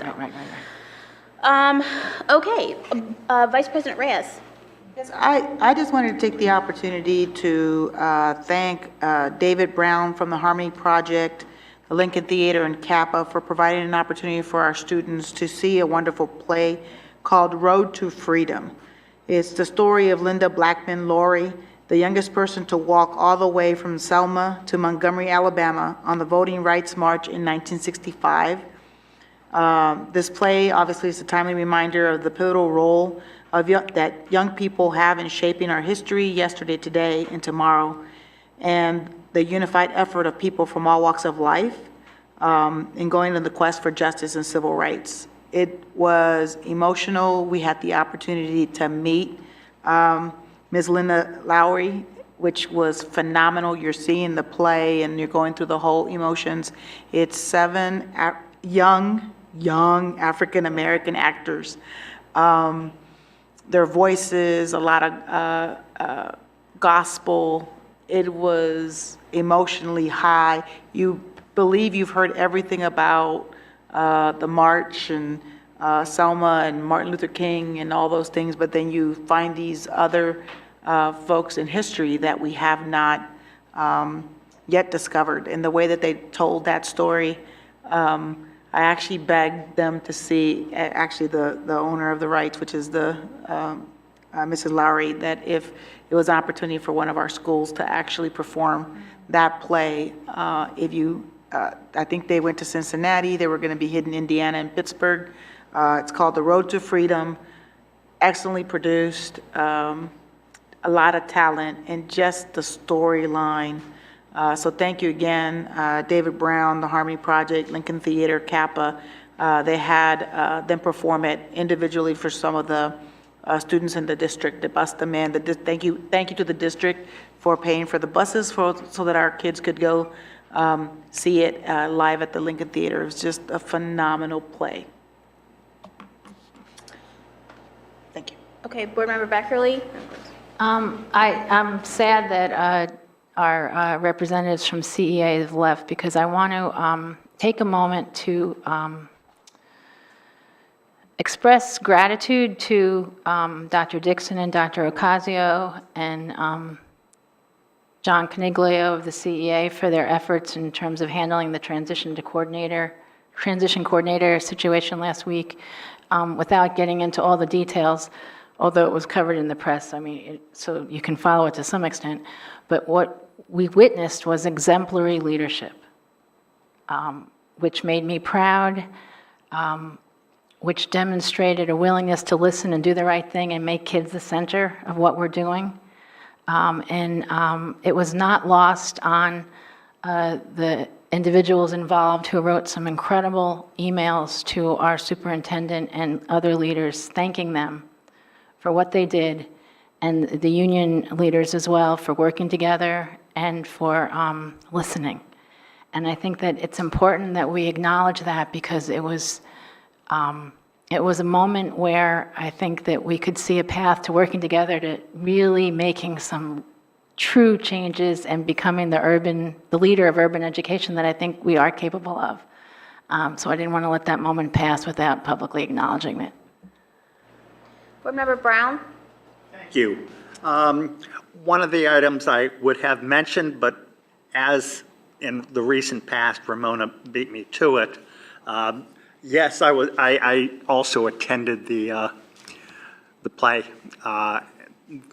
and at Lincoln Theater, and it was really well done. And thank you also to David Brown and Harmony Project for bringing that presentation to Columbus. I heard the story about how David got that arranged, and phenomenal. He's just a great resource in our community, as is the entire Harmony Project. One of the interesting things, and I still haven't entirely sorted it out, and I also know that even talking about it these days may be challenging, but the half a dozen African-American actors, performers that did this, also played some white parts. And they did that with a white mask. And I thought that was very interesting, remembering back how anybody who was white that would do something like that in the past was problematic. And I hope it shows that we've evolved enough that those things can work. And I thought it was a very creative and good way for them to do that. The other item I wanted to mention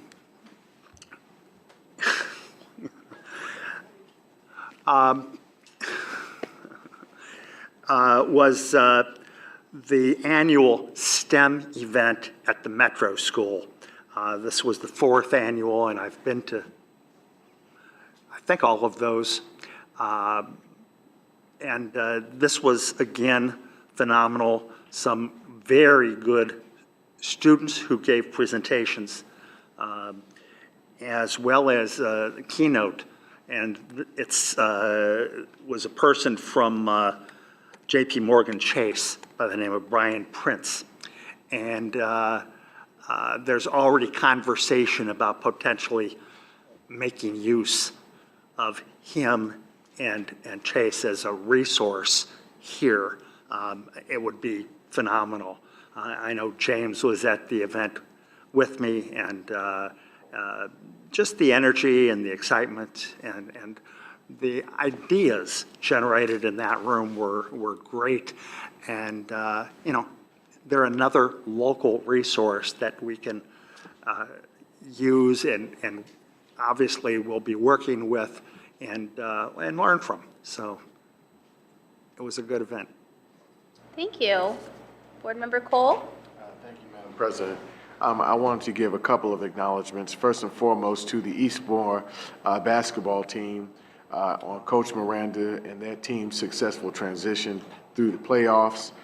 In addition to that, wanted to encourage folks to ease on down the road that's right, to go see the Wiz that will be playing this Thursday through Sunday. The cost for tickets are $8. Those tickets will not be available online, but you may call the school at 614-365-6158. Again, that's 365-6158.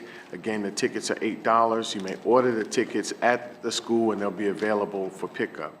And final, Madam President, I wanted to acknowledge 12 outstanding young women here in Central Ohio who were acknowledged by Zonta International, the Zonta Club of Columbus. Zonta's mission, Zonta International is a leading global organization of professionals empowering women worldwide through service and advocacy. These young women were chosen and will be celebrated next week for their outstanding work in the community and their scholastic aptitude as well. So I wanted to acknowledge those young ladies. Thank you. Including your daughter. See, I wasn't gonna say nothing, see? We'll say it. We're proud of I wasn't her. gonna say anything. I love all our babies. I love all our children. I want all of us to shine. But So I thank you for mentioning the production of The Wiz, which I'm very excited to. I'm going to the Friday show. We have a lot of theater that happens here in our district, and so I will also be going to Centennial's Little Shop of Horrors and Dominion Middle School's Seussical the Musical. Mila is very excited. She loves theater, and so it's wonderful to show her what she could do as a bigger kid. So I don't make it all out to all the sports games, but we will be at theater. So thank you to all of our students and all of our theater teachers. And I know I'm missing a couple. There are a couple more productions going on. And maybe we can work on that, like have a website or something just for that, for the public, because, you know, we do have a lot of talent that's going on. Yeah, oh yeah. All right, so executive session is our next thing, and I believe the Vice President has a motion.